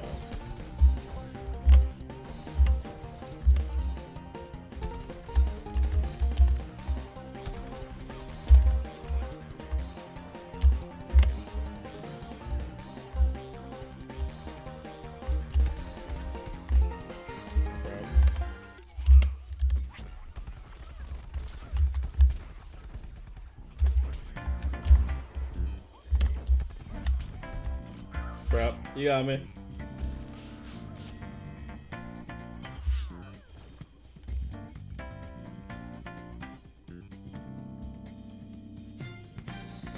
You know what? You know what? I'll stay the foot soldier. I'll stay the foot soldier. I need to get used to his name. Are you an Agent P? Oh crap.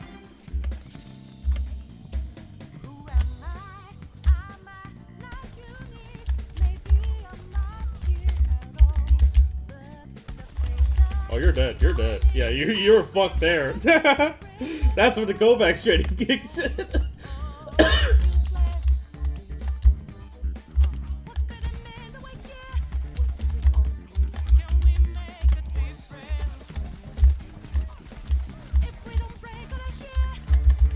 You're dead, by the way. I hope you know this.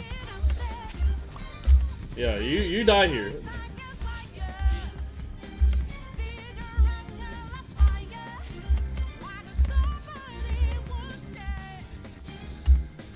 Bye-bye.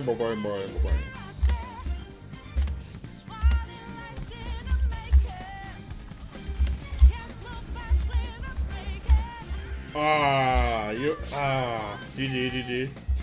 I should have continued firing. GG. You pull the sheriff on me.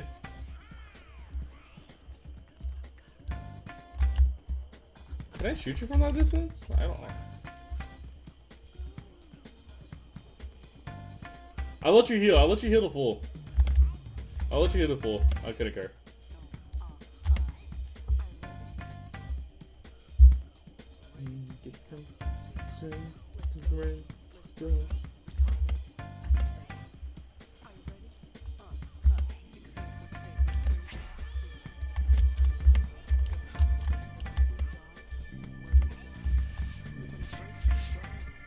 Okay. It's I think it's 2-6 right now. That one's fine. Go with that one.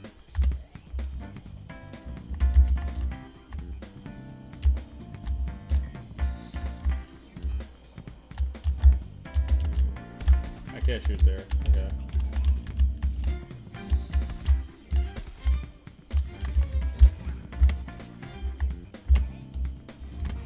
Oh, there's some CS tactics here. Is that serious right now? Is that serious that we have to?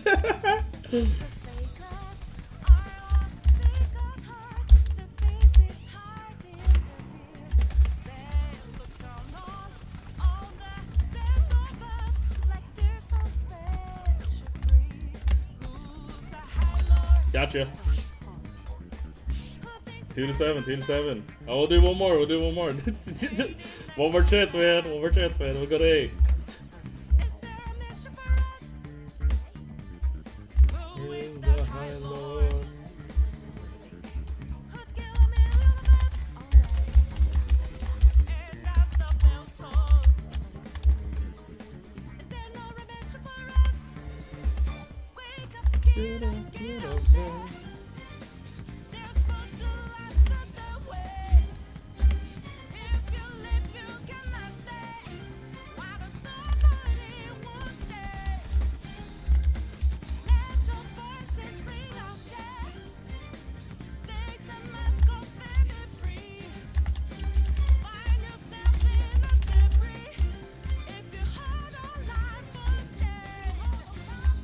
I think you must have. I saw that.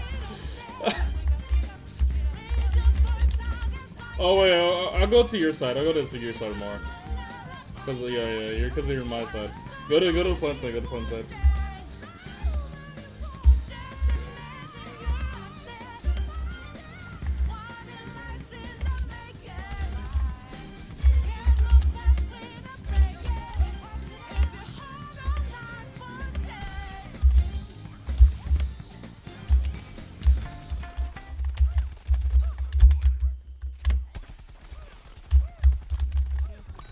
Gotcha.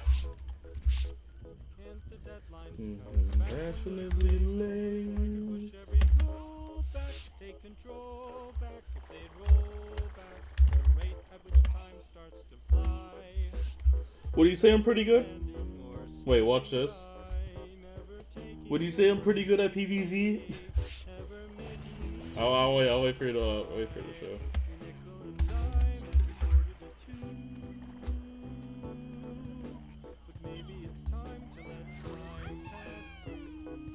Oh. Okay, that's pretty cool. But what do you say? I'm pretty good at PVZ.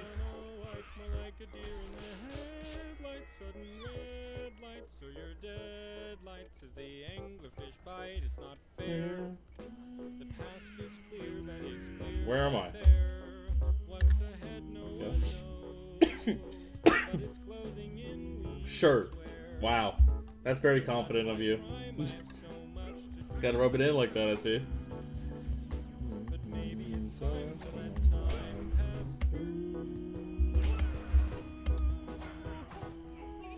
I wanted to go in. I want to go in here.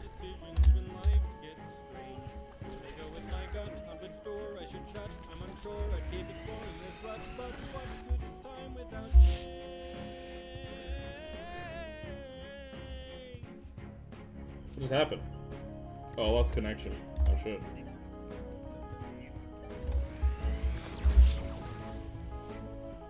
Okay. Please find a game! I just want to find a game, man.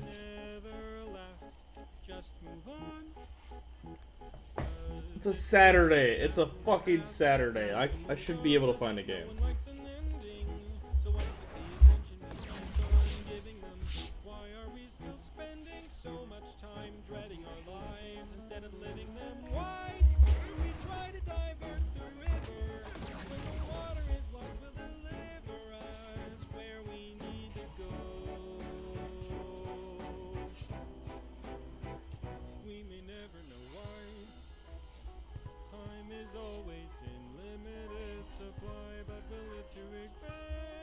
If we get it and then let it slip by, it can never rewind.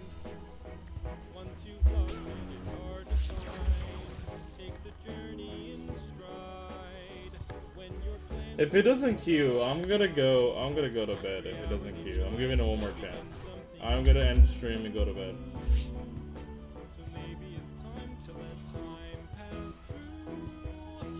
You know what? I'm not. I'm generous. One more chance because I really want to play.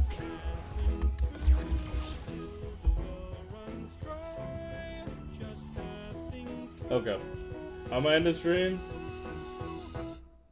Thank you guys for tuning in.